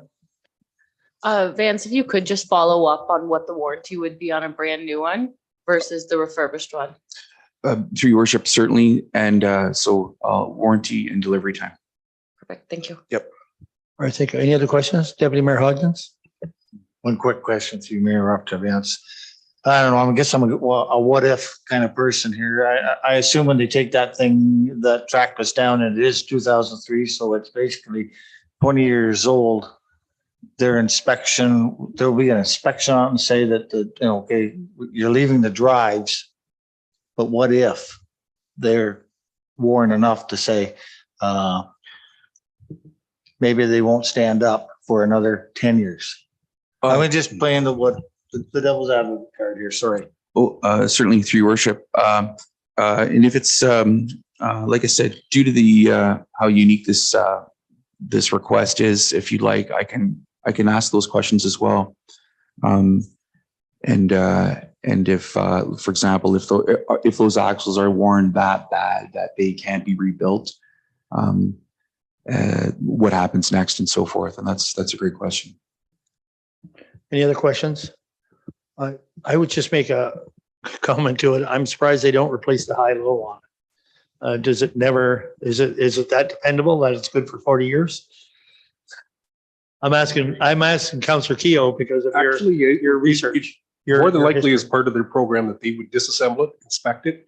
And if in fact it didn't have any type of structural or wasn't compromised in any way, it's as good as new and they would put it back in. Okay. Or they would replace it if they had it apart. Well, and I guess that's my question is that part of the process? Yeah. That would just be a point I would ask them. I know with other manufacturers in major refurbishing, that's just standard. Okay. Right. I just looked at you because of your history and you like to take stuff apart. All right. Any other questions here from council? All right. Let's move on. Oh, okay. Did you have a comment to that, Vance, or you? Yeah, I was just going to add to that. I just, from my notes here in my conversations with a gentleman from Trackless, basically the only things that would remain are the 2 axles, PTO clutch, the reduction box and high and low range. Those are the only things that are kept on the machine. that stay with the existing chassis. Everything else is replaced. Okay, thank you. All right, And that is the end to the vehicles category. Moving on to machinery and equipment, bunker gear replacement. Greg? Thank you. Last year, the year before, we started, we moved bunker gear replacement to the capital budget. As it's an asset that extends over a period of 10 years. We anticipate approximately $30,000 to replace bunker gear and personal protective equipment in 2023. So we've moved $30,000 there. okay. Any questions there? The chief on that? No? Okay. We touched a little bit on this next capital project yesterday. It is the meter pit installation that was reduced from 175,000 in previous years to 50,000 this year. Jaden? Thank you. So yeah, as Estelle noted, this the meter pit installation program, which was previously presented to council, has been identified previously as a recurring annual program with an annual cost of $175,000 per year. Joining North Middlesex recently and looking at the meter pit program, and with the change in staff, 2022 hasn't really had a whole lot of meter pits installed, so we're certainly not hitting that that target of $175,000 worth of installations. As well, the municipality does not currently have a defined meter pit program. It's my understanding, however, that the essence of the program was to install water meters within buried pits on individual water services to ensure that the municipality's water meter reads accurately capture all water flows from those individual water services. Noting that water meters are typically installed inside buildings, just where the service enters the building. So the thought with this program was that by having these meter pits installed out at the road, any leaks or illegal secondary connections on those water services that were made prior to the it reaching the water meter, all those flows in that water service would be fully billed because the meter would capture all that because it's where it comes right off the water main. So it's also my understanding that with this program, the properties that were targeted were the highest water users. So that's sort of how these were decided to be installed. So I believe, as noted, only a handful were installed in 2022. So in a meeting with the Ontario Clean Water Agency, our water operator, and just looking at this program in a bit more detail, we just thought, and it was Aqua's recommendation as well, that we kind of slow down on this program. And as we get into these additional water engineering studies that were discussed earlier, maybe just recalibrate where we're going with it. Another thing with these water meter pit installations, typically when we go in and install these new meter pits, we take the old meter out. So there is no verification if we are capturing any water losses. There's no way to track it as well. So it's my recommendation that we do reduce that annual amount of $175,000 down to $50,000. We still will install water meter pits where appropriate or where we feel that they should be installed. However, working with Aqua, we just want to sort of recalibrate this whole program, and we just have to look and see what is identified in the long range capital forecast. But yeah, we just want to kind of reset this whole program. So that's the change in the cost there. Okay, questions, Councillor Daigle. This program obviously is for mostly the rural properties where the homes are set back from the road. Are we paying for the meter pit ourselves, or are we charging the homeowner a portion also? we pay for the cost of installing the meter pit.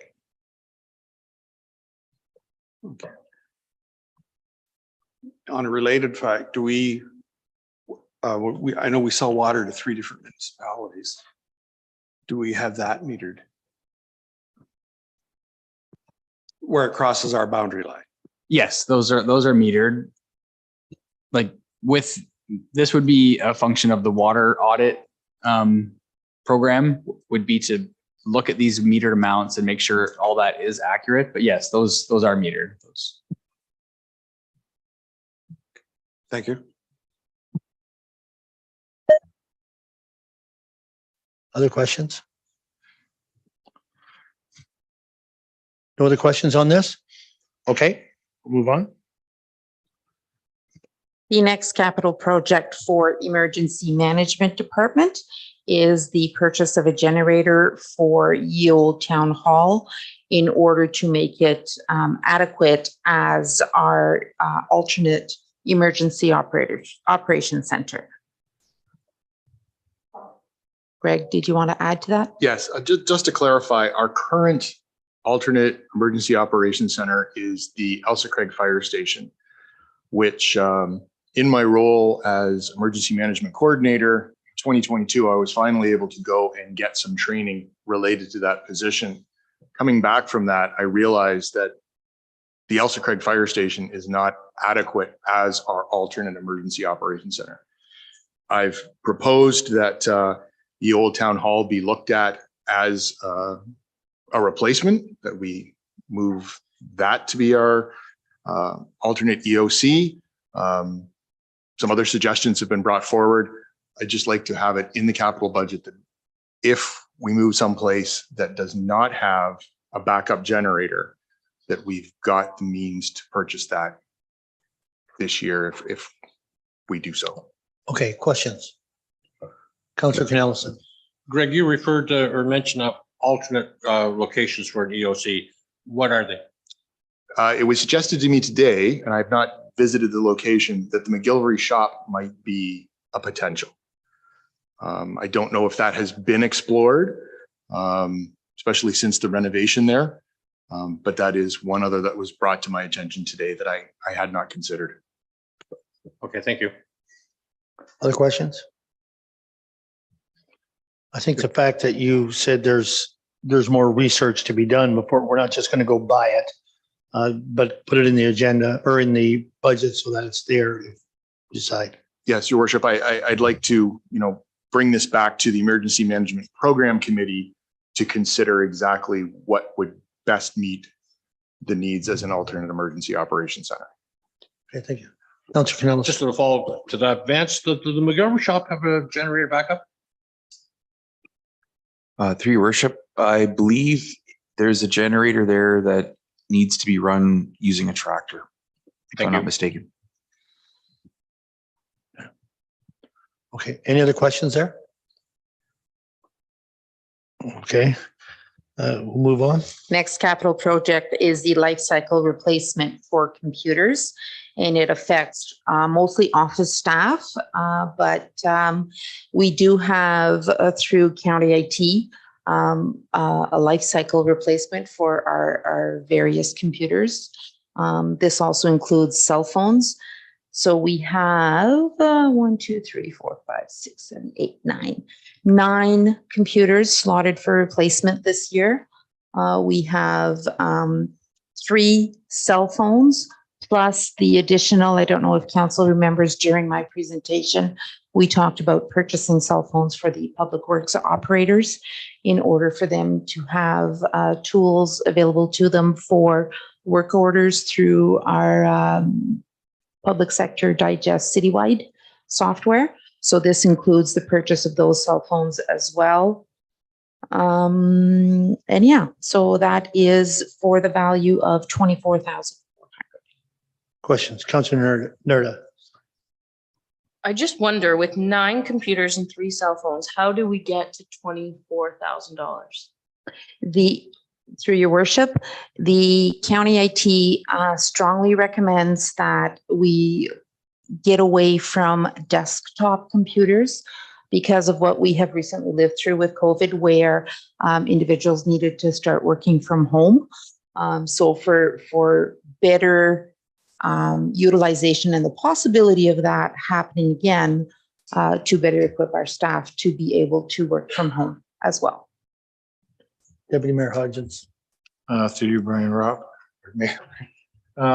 Who paid for these? Our personal ones that we got. Is that county or is that? us? That Does was, come out of that? no, it does not. That was a 2022 capital project. Thank you. Other questions? Councillor Irwin? I have no, to you, your worship, thank you. I have no issue with the expenditure.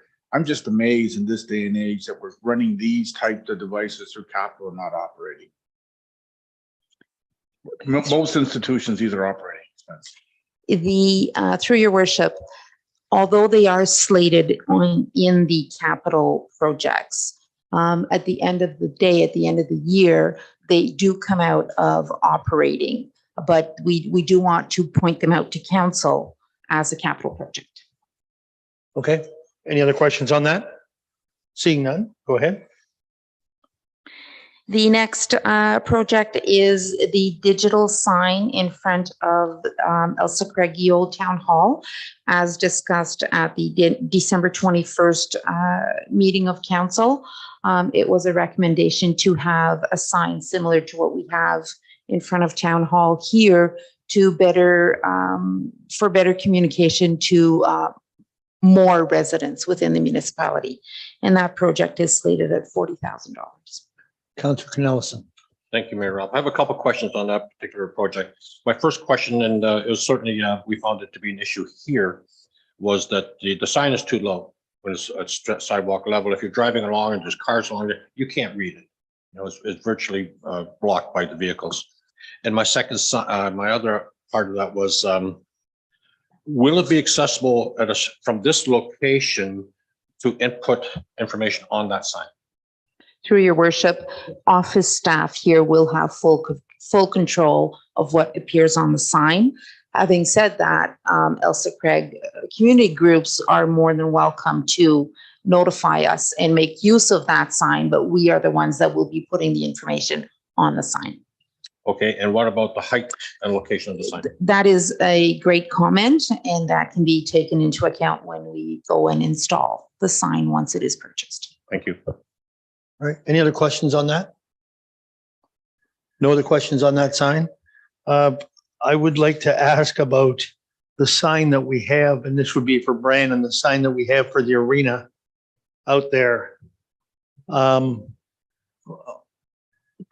Would it be better if it was moved or something? To Councillor Mayor Robb, it may be better suited on our main street. However, with the current limitations that are there in terms of room to actually physically put that sign there might not be feasible. Yeah, it probably could have been a consideration at the time and resized, but with the current sign, I think it is staying where it is. All right, thank you. No other questions? All right, let's carry on. The next capital project within machinery and equipment is a new refueling system for the McGillivray and Park Hill shops for the Public Works, slated at $75,000. Are you going to speak to that first? Vance will speak to it, yes. Absolutely, through your worship. Essentially, what we have is at both the Park Hill or where the currently where the fire department's located, at that shop and at the McGillivray shop, we have a series of diesel and gasoline tanks. That's where our fleet is refueled. There are two computerized units, if you will, that employees plug in a key fob, and it's basically a secure system to refuel equipment.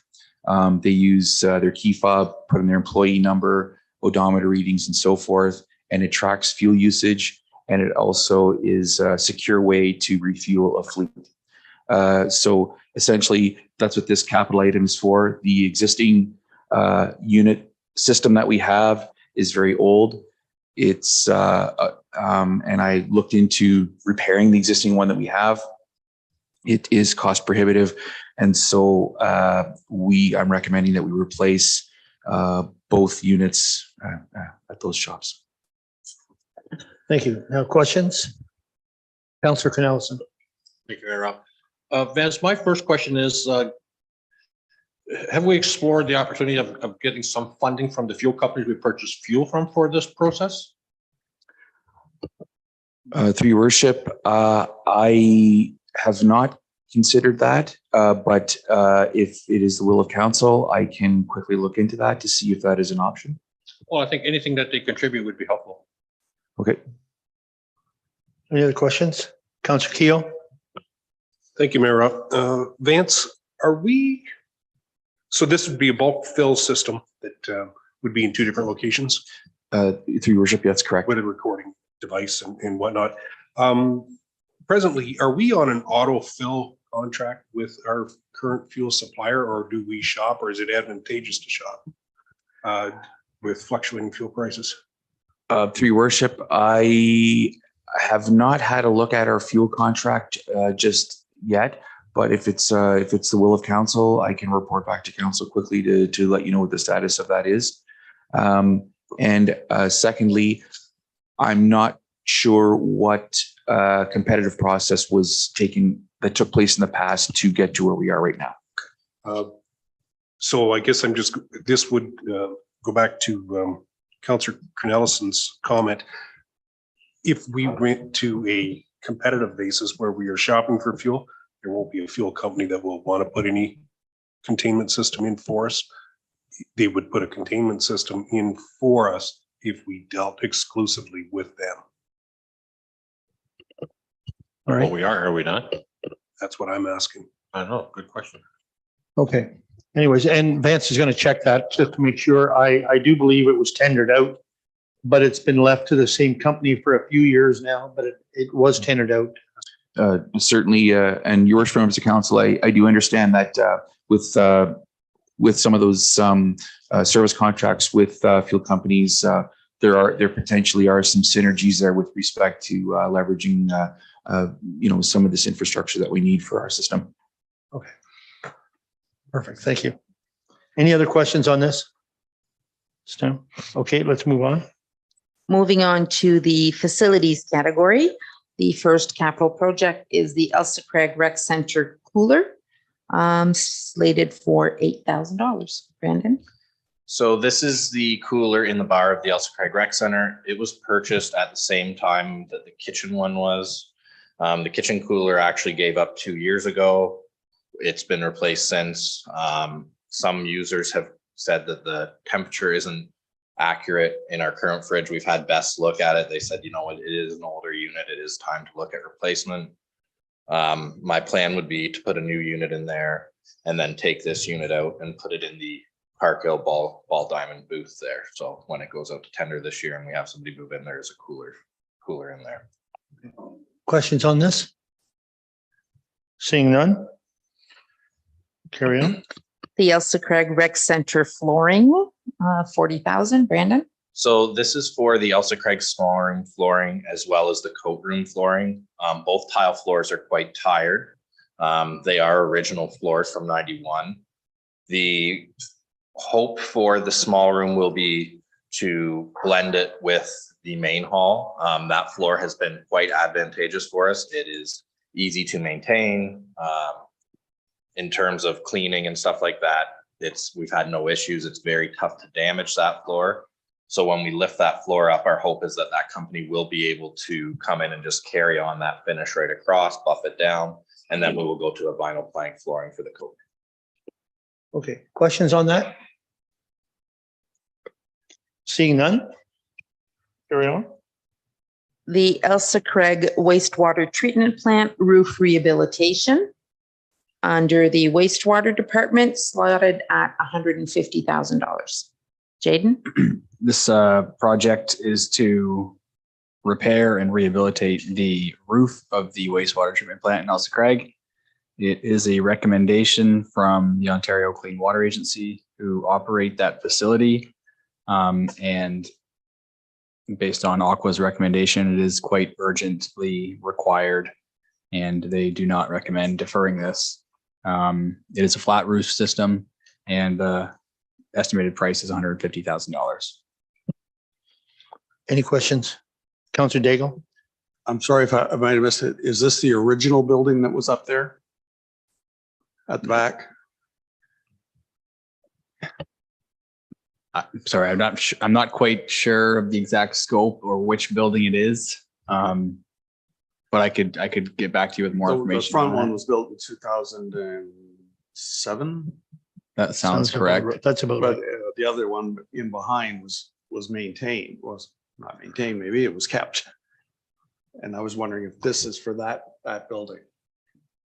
I'd have to get back to Aqua and just confirm those details for you. We can get that confirmed, but I do believe it's for the new building. I believe so, but we'll get confirmation on that. Okay.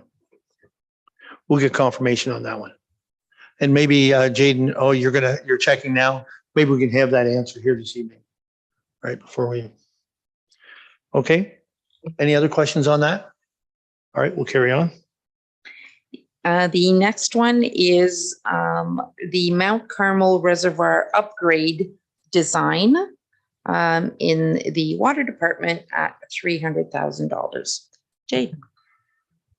So the Mount Carmel Reservoir Upgrade Design Project, this project was previously identified in the long-range capital forecast for 2024, but on Aqua's recommendation, it has been bumped up to 2023. The cost estimate for the design is approximately $300,000, and that is for the design only. Aqua has recommended prioritizing this upgrade of the Mount Carmel Reservoir over the previously proposed Park Hill Reservoir rehabilitation because it does provide technical benefits. The Park Hill Reservoir rehabilitation project, which has previously been designed, involves rehabilitation of the inside of the reservoir structure, replacement of all the pumps and equipment in there, replacement of the backup generator. But it didn't address water storage, and that's a challenge that we have here in North Middlesex. And we are susceptible to water shutdowns from the Lake Huron primary water supply system. When they shut their system down, we don't have adequate storage to maintain water flow in our system, and we have to use tanker trucks, which come at a significant cost, and it is very logistically challenging for the municipality and for Aqua. So the Mount Carmel Reservoir Upgrade Project would look at rehabilitating the inside of that facility, the pumps and the equipment, which is very needed based on a recent tour I got of that facility, as well as an expansion of the storage there. So there is a enclosed storage system there now, and there has been some preliminary reviews into how that can be expanded. It likely would not be an elevated tank like we have in Elsie Craig, but more of an enclosed concrete structure, and there is room on the site for that as well. So for those technical benefits, Aqua is recommending moving that up. So the plan would be to work with Aqua in Q1, Q2 2023 to issue a request for proposals to engineering consultants and getting the detailed design underway in Q3, Q3 of 2023, and look towards tendering in 2024. Questions? Councilor Cornelison. Thank you, Mayor Rob. Jaden, for this particular project and the one above it, the roof repair, you got it funded through grants. Have these grants been confirmed, or that will yet to be applied for? I can answer that question. It is through OSIP funding. So we have already received that money, just like gas tax, Okay. and it's sitting in our deferred revenue account.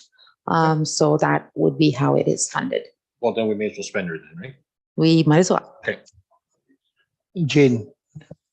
And just to add some more comments, I think through discussions with Mayor Rob, if we're looking at doing a little bit of a field trip or a tour to some of our facilities in the near future with council, we would gladly invite council to come out and take a look at the Mount Carmel facility, because I don't think it has been discussed a whole lot in the past or considered, but it is an important part of our water system. That's where we connect onto the trunk water main, and it feeds the Park Hill Reservoir from there. And I would just add as well, in preliminary discussions with an engineering firm for the construction component of this project, we would look at exploring some potential funding opportunities through grants and things like that, for improving our infrastructure and making our infrastructure more resilient. Other questions on this? No questions. I'll make that comment that to confirm when Jade and I talked about this, because when the name Mount Carmel came up, we've never talked about Mount Carmel. In the time I've been here, I don't think I've heard Mount Carmel talked about. So I think the idea of that spring trip when we go a tour, that definitely needs to be one of our stops to see that facility. Yes, before the farmers are on the land. Jaden. So I do have an answer on the previous question. That's Okay. Come back pretty quick. But so with respect to the wastewater treatment plant roof rehabilitation, it is both buildings that require roof rehab. Both the front and back building is recommended for repair. Back in 2021, there was a severe windstorm that did do some damage. And even though the front is new as of 2006, it was recommended to repair by Smith Pete Roofing, who came out and had a look. Okay. All right, we'll carry on. The next project speaks to the steel roof on the pavilion at the Lurie Ball Diamond. So this project, as discussed yesterday, is the Lurie Pavilion there. It is at its failure point, and it is putting barn steel on that roof to protect it further. As we've talked about in the long range capital forecast, there is funding set aside to do some other upgrades there, but we will be following the master plan on anything further. Okay, any questions? Councillor Irwin? Just one. I'm curious why tax funded, not community development fund?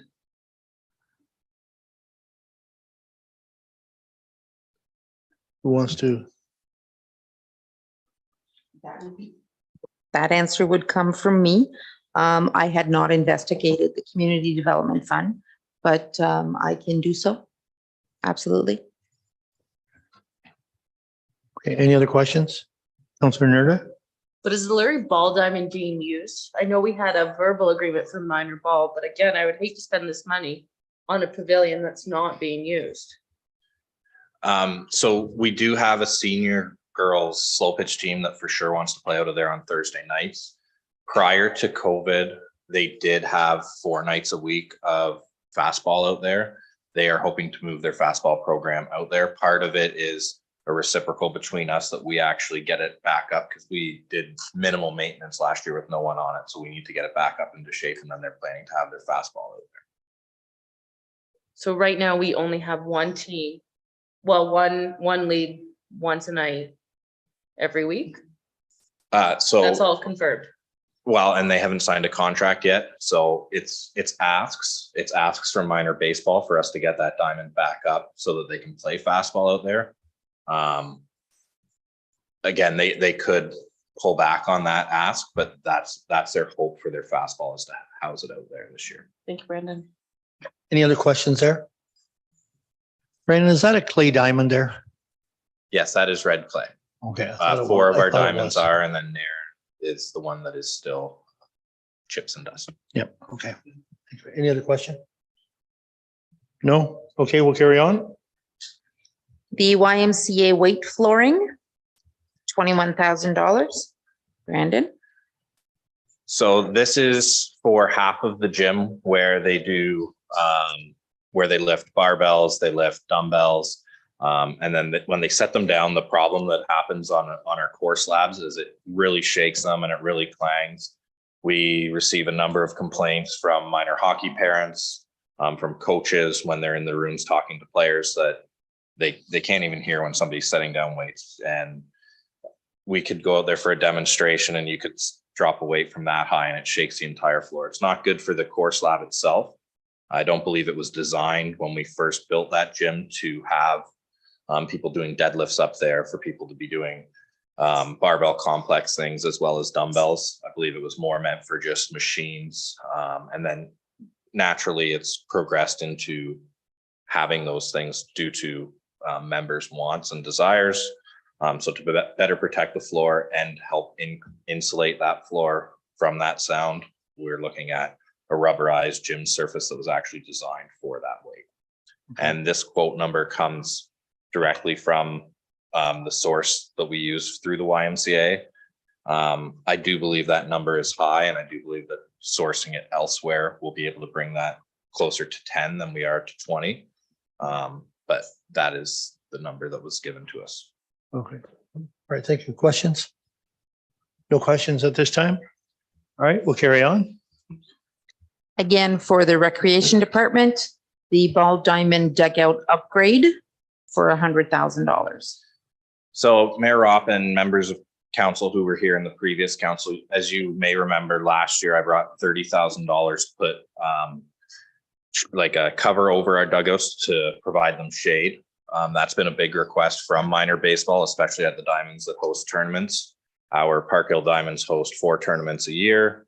And then to escape the sunshine when it's July and 32, they've asked for some structures.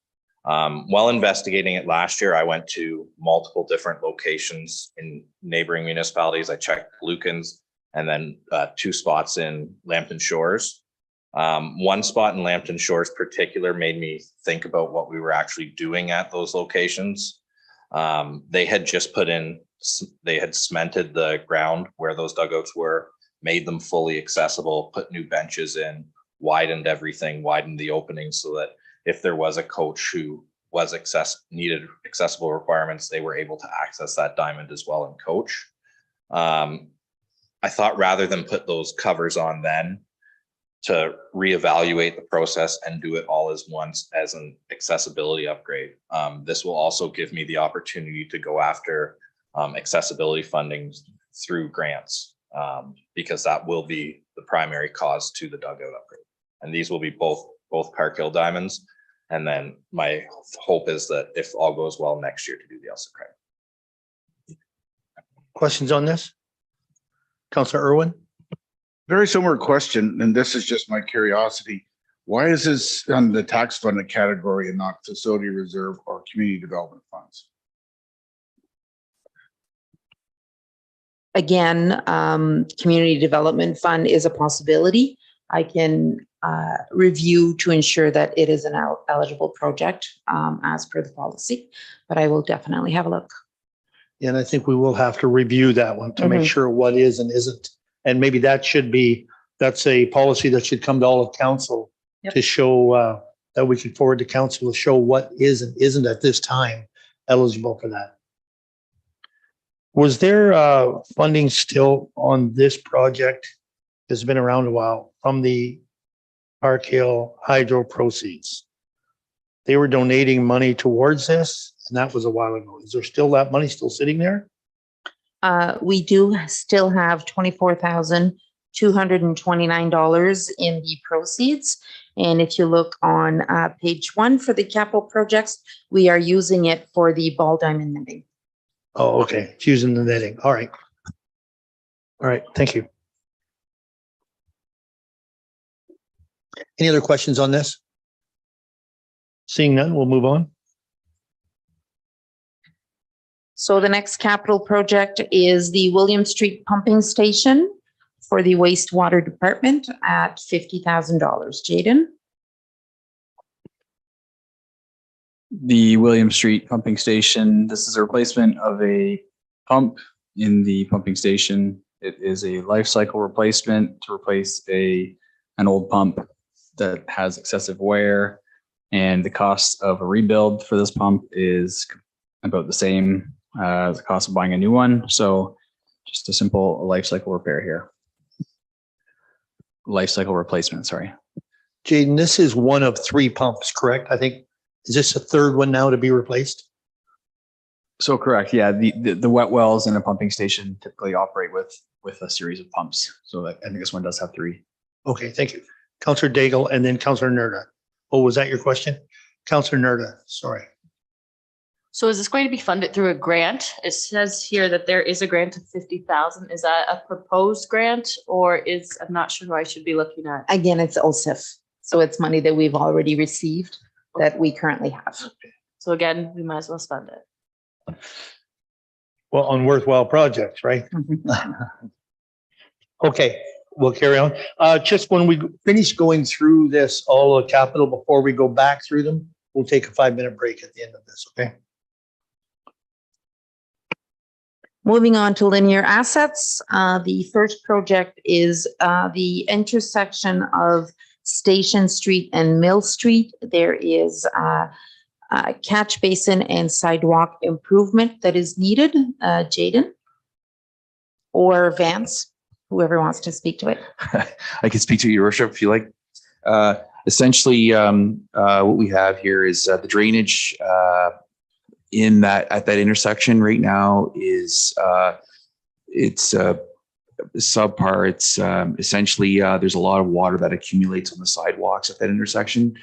We've received complaints most recently with respect to water accumulating on the sidewalks and then refreezing and so forth. So it's definitely a hazard with respect to leaving it in the same situation that it is.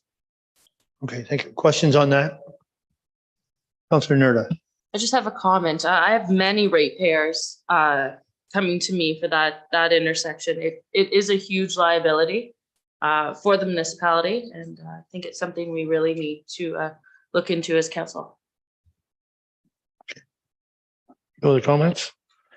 Okay, we'll carry on. The next one is sidewalk improvements. We talked about it a little bit yesterday. Vance? Yes, your worship, members of council, you may recall our conversation yesterday and during the operating budget deliberations. And I essentially spoke to taking an inventory of all sidewalk that needs to be replaced and contracting that work out all at once for efficiencies. Any questions on that? Okay. And then we have our annual Rolling Road Rehabilitation Project slotted at $575,000. Vance?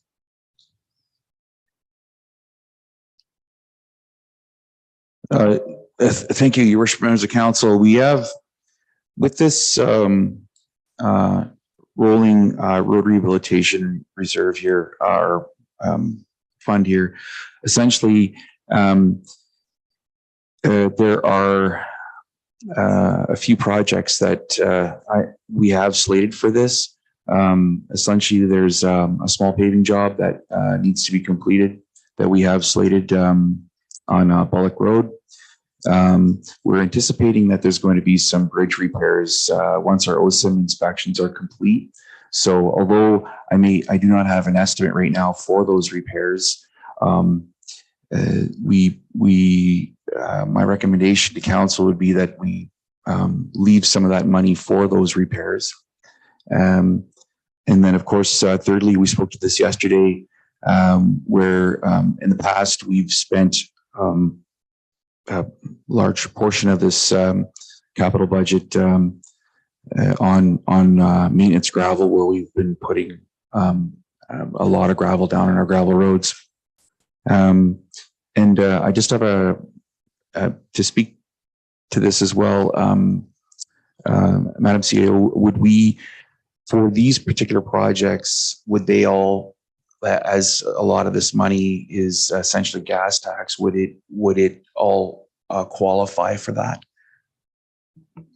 If it's a road project, absolutely it qualifies. Okay, all right. So then potentially, for example, like the road condition assessment, and maybe I'm getting ahead of myself here, but for example, those, like for that type of a study and so forth with that, and we can look into that later, but and what I'm trying to do here, your worship, members of council, is just kind of list off some of these projects that this fund would be used for. Okay. Thank you. Any questions to that? Councilor Irwin? Just a related question, and again, it's because I'm a new counselor. What is the annual amount we get from our various funds? Gas tax, yes. I don't have that information in the top of my head, but when we take a break, I will definitely Thank you. go have a look. I was checking the reserves and I didn't see it. No, it's because it's not set as a reserve in our books. It's set as deferred revenue. Right. But I will definitely give you the amount that we have in the account at the end of 2022 and the contributions that we will be receiving in 2023. Thank you very much. Okay, other questions? Seeing none, we'll move on. The next project, the Queen Street Water Main reconstruction for $8 million. Jaden, did you want to speak to that one? Absolutely. Thank you. So the Queen Street and Alice Craig Water Main project, this project has been in the works for a couple of years. There was a request for proposal issued back in May 2021. And the municipality has had SEMA Plus working on the detailed design of that project since that time. There was a public information center meeting held back in January 2022. So the purpose of the Queen Street Water Main project is to construct a new water main from the newly constructed Alice Craig Water Tower down to Mary Street in order to provide fire protection, that's fire flows within the water main, in accordance with current standards. And it also includes some sanitary sewer work to address capacity limitations in the existing sanitary sewer system, resulting from some planned growth in Alice Craig and Nairn by upgrading sewers on Queen Street from Mary Street to Annie Ada Shipley, and on Annie Ada Shipley from Queen Street to Jameson Street. So our latest cost estimate, which has recently been confirmed, is $8 million for this project. Generally, it would be split into two stages, from the Alice Craig Water Tower to Alice Craig Main Street, and from Main Street down to Mary Street. The project, if we're going for a 2023 construction, it does need to be tendered as soon as possible, but the design is sufficiently advanced, and SEMA Plus has advised that they would be able to accommodate 2023 construction of this project. All right, questions on this? Councillor Cornelison. Thank you, Mayor Rob. Jaden, how do they justify the cost of $8 million? The distance is not that great. How did they come to that figure? So the engineers complete cost estimates as the design progresses. They typically have established unit prices for the various components of the work. So the various components of the work would be broken down into several different line items, and these are items that contractors would bid on these projects. So they would look at, the engineers may have kind of their own estimates of what they think those unit prices should be. We have seen significant cost increases in recent years for construction, very, very significant. So I believe they have calibrated their numbers or adjusted them to account for what has been happening in recent years. But it is an estimate based on the detailed engineering design and that itemized breakdown of what the project includes. Well, thank you for that response. But basically, all you really got is an excavator digging a trench, you put a pipe in it and expect it, really, right? That's about the extent of it. And a little bit of gravel here and there. Do you really want to touch that one, or go ahead? All right, let's come back. So there is more involved. It's not just the trench and a water main. We would also at the same time be rehabilitating the road, repaving the road, replacing sidewalks. There are other improvements that also go along with it, like improving and renewing street lighting, trees, landscaping. So there's some other components that go into that as well. Okay, so I guess it's a little bit misleading when I read it here. It says water main and sewer from water tower, but you're doing a lot more. Correct. The water is the primary driver, but while we're doing the water, we're gonna replace and renew the other infrastructure at the same time where it's required. Okay, the lights aren't that old, just so you know. Okay. Okay, Deputy Mayor Hodgins. Through you, Mayor Ropp, to Jaden. Basically, is the engineering done on this project? The engineering is not completely done. We're approximately at a 90% design. So we would go through another iteration of reviewing those drawings and preparing the final contract documents. So there's still a little bit of engineering that has to be done. But we're almost there. Okay, stating that, number one, what percentage of this $8 million project is the engineering? Zero. I believe that and Estelle maybe you'll confirm, but the budget for the engineering would have previously been approved by council, and those funds are currently being spent. Okay. Okay. Other questions? Councillor Irwin. Thank you. Since this goes right by my house. But that's not why I'm asking questions, okay? I'm not going to get down in the weeds because I know there's a lot of softscaping and other aspects of this that you mentioned previously. But we're looking at this project in two parts, one part being from the tower to Main Street, and then from the Main Street, the rest of the way. So that's 2 years. So it's my understanding that the engineering up to date and the thoughts up to date were that it would be a 1-year construction project. I think as we go through the final engineering design, I would probably look at that in a bit more detail and question that.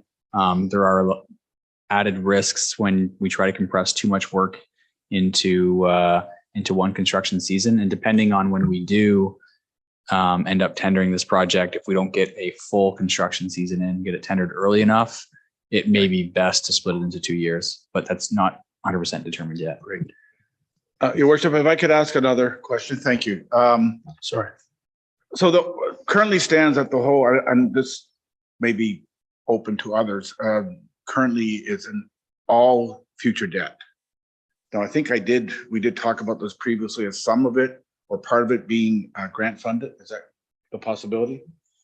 If there are grants available for such a project, we will definitely research and fill out any application that would fit. But at this point, I am not aware of any grant opportunity for such a project. And my final question, are we looking at how we can tie this project in with other potential initiatives we have going in our community? For example, I'll just use this one as an example, the recreation master plan and putting passive walking trails from the village out to potentially at least a water tower. And there's maybe other opportunities too at the same time. That has not been contemplated as of yet, but Brandon, is that something that can be added possibly with the rec master plan, or is it too late? So if the rec master plan, which I believe it will show the need and want for trails, this is potentially something that myself and Jaden could work towards adding to the scope perhaps while they're out there anyways, and what that would look like, and see whether the possibilities there or not. That is one of the trails that were mentioned in, I know by at least one person about going forward. And it could be that it doesn't have to be done with this project, but being done when this project's completed. I think it's probably cheaper ways to do it than to have these people do it for us, but to look at doing that following the completion of this. Okay, Thank you, Your Worship. I'm sure there'll be other questions in future on this project. I'm sure there will. Okay. Somebody else had their hand up on this. Councillor Canellison. Thank you, Mayor Rob. Jaden, Councillor Irwin alluded to a topic there that I thought was kind of interesting, and talking about grants and whatnot. Is it critical that this project be completed this year if there's no grant funding available, but then maybe next year can be delayed 1 year to better access grant opportunities? So my understanding is the driver of this project is really the most critical component is getting those fire flows. So right now we have very we don't have good flow from those hydrants in Craig. So I guess that is the risk of not completing the project is that we're going to continue to have poor fire flow. I think in speaking with the fire chief as well, like we get reports that when maybe you could add the point of it we talked about. If I may, when Aqua opens a hydrant to do testing, we get alarms at the nursing home because of the drop in pressure. And that's just for testing. If we had an actual fire and we're drawing more water out of that system, then I assume we could be running into bigger problems with a decrease in the pressure in that whole section of the grid. So was the testing done before or after the water tower went online? This goes back, I think this is historical information. Right, so things may have changed since the water tower came online?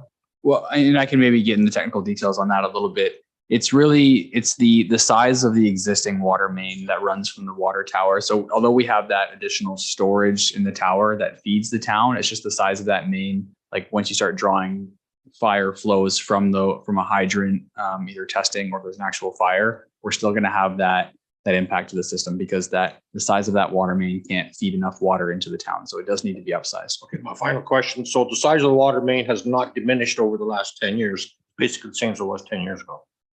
That's correct. Okay. Is there any other questions? Councillor Daigle. On the earlier water projects, you talked about a loan that you received that will cover the pumping station and something else, the $300,000 for the Mount Carmel Reservoir.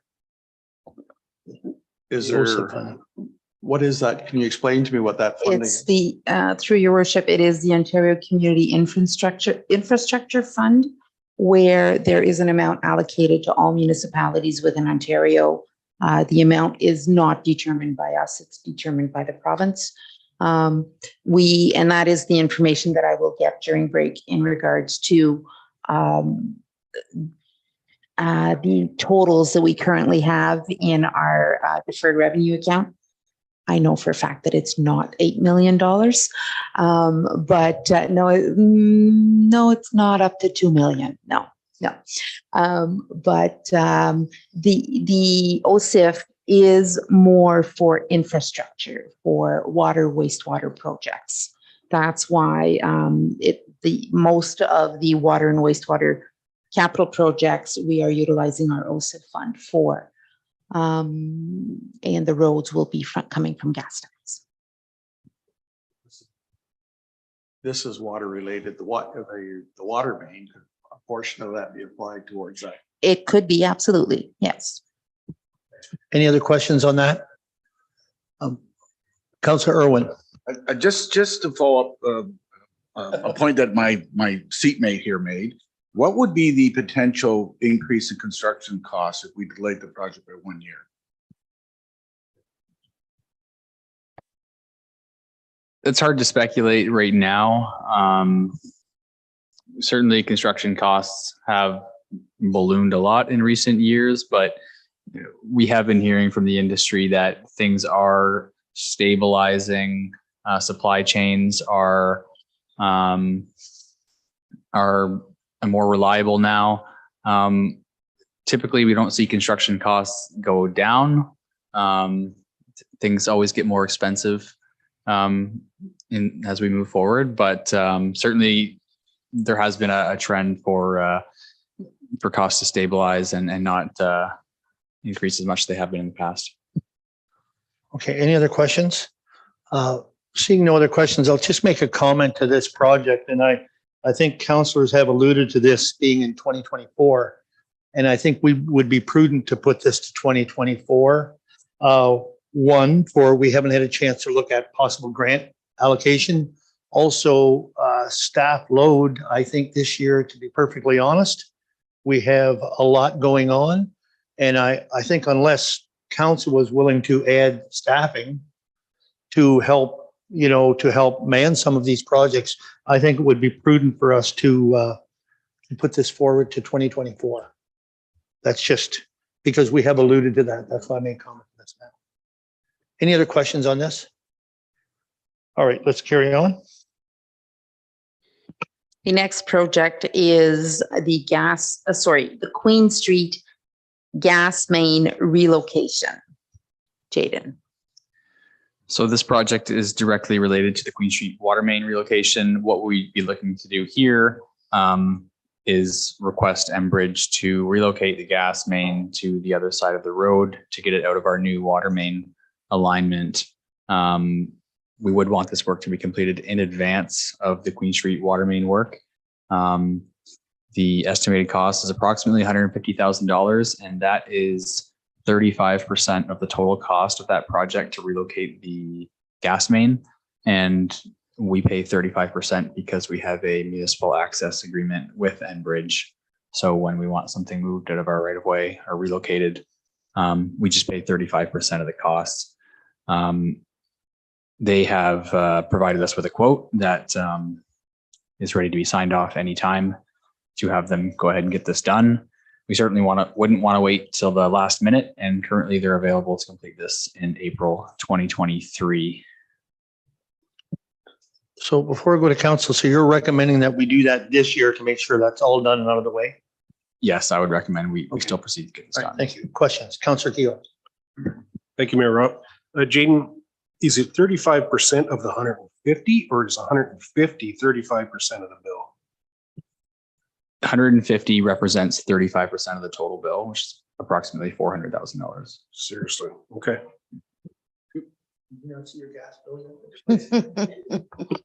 I'm paying for it as we speak.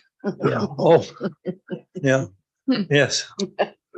Okay. Other questions on this? Councillor Irwin? Well, this goes to your previous recommendation, your worship, that we postpone the project of the gas main until 2024. So we're talking about tearing up the west side of the road in 2023, potentially repaving it, then tearing up the east side of the road in 2024. And then because the water line's on one side of the road and the gas line, well, we'd have to tear the whole road up to move the gas line. I mean, no, maybe it's on the shoulder. I can't remember. Jaden. Yeah, I mean, I'm thinking about the residents of the community where we got to tear up one side of the road one year, then one side of the road the next year. And are we coordinating our efforts or am I confused? Enbridge's work would not be that invasive or intrusive. They're typically located pretty close to the property line, so they'd be well into the boulevard. So you just see a bit of grass maybe get torn up. And they'll also typically do a lot of trenchless work, so when they're directional drilling. So Okay. Okay. Other questions on this? Okay, let's carry on. The next capital project is the intersection of Fernhill and Wood Road culvert replacement design. And that is a boundary road with Middlesex Center. Jaden? Yeah, Middlesex Center has a couple culvert projects coming up. So they have identified 2 projects on Fernhill Road. So you'll see them in the long range capital forecast as well. This first one at Fernhill and Wood Road is the design component. So for boundary roads, there's typically a 50-50 cost share for these projects. So $21,250 represents 50% of the total cost to design the culvert replacement. And Middlesex Center has requested that we provide that. They lead the project, they get it done, and we just have to contribute the funds. Any questions on that? No questions? Okay. And the final 2023 proposed capital project is McGuffin Hill Slope Stabilization. Vance? Certainly, your worship, members of council, there was an engineer, or sorry, there was a scope of work that was prepared for this particular project on McGuffin Hills. There is part of the roadway that's eroding away from the drainage ditch beside the road. And essentially there was a scope prepared for this and an estimate. And that's why I have it here before you for the capital budget for slope stabilization on McGuffin Hills Road. Questions on this? Councillor Canellis, huh? Thank you. Vance, I gotta ask, the road's been there for 150 years. I mean, is it just starting to erode now? I just find it odd. Through your worship, this is a scope that was prepared in February of 2022. And it was brought to my attention just through the department that this was a project that was either presented to council in the past and or was slated for improvement on McGuffin Hills. Other questions? Councillor Nerda? Vance, what does this slope stabilization look like? Is it a retaining wall that's going to be built, or how do we justify 130,000? How much does this road erode? How much does the road erode each year? Every 5 years, every 10 years? Through your worship, I don't have a rate per se, per day, per year, how the road is eroding. Based on my observations and the report that we have here, the water from the ditch is eroding away the side of the road, which is making it narrower. This project is to use riprap and realignment of that ditching so that it won't erode the road. I could provide further details if council would prefer to see that and to support this this request. Thank you, Vance. Okay. Any other questions on this? No other questions on this? All right, that's our last item, I believe, for capital. Just before, would council feel comfortable with going back and saying yes or no to these things tonight? Or do you want some answers for tomorrow night and come back and finish this off tomorrow night? What's your wish? I'm checking mine off as we went. There's some. I have a question, if I may. Are you just referring to this last section that we did here? I'm talking about the capital and the budget, like overall. Well, I do have some questions on the budget overall, but the last section, I have no questions. Okay, so we take a short break and you're all right to go back through this again? There are Say a yes or few no? things that I need some more information on before we vote on it. Okay, I don't know so, if council feels that they can make a decision on all of the things tonight, but there certainly are a few things that I need some more information on, a few items. okay. And that's why I'm asking, are we going, because if we're not willing to, to finish tonight, I would say stop and come back tomorrow night with that information if possible.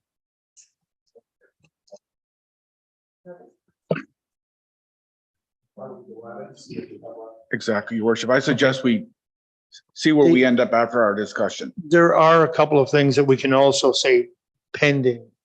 There are a couple of items that we could say pending, correct? And still approve the budget with just with one or two capital expenditures pending? Absolutely. We can proceed with approving the operating budget and then have a few projects pending until further information is available. So we could do the capital other than a couple of projects? Yes, we can. Okay. All right. So let's take a short break and then we'll come back from that. All right. We'll just wait till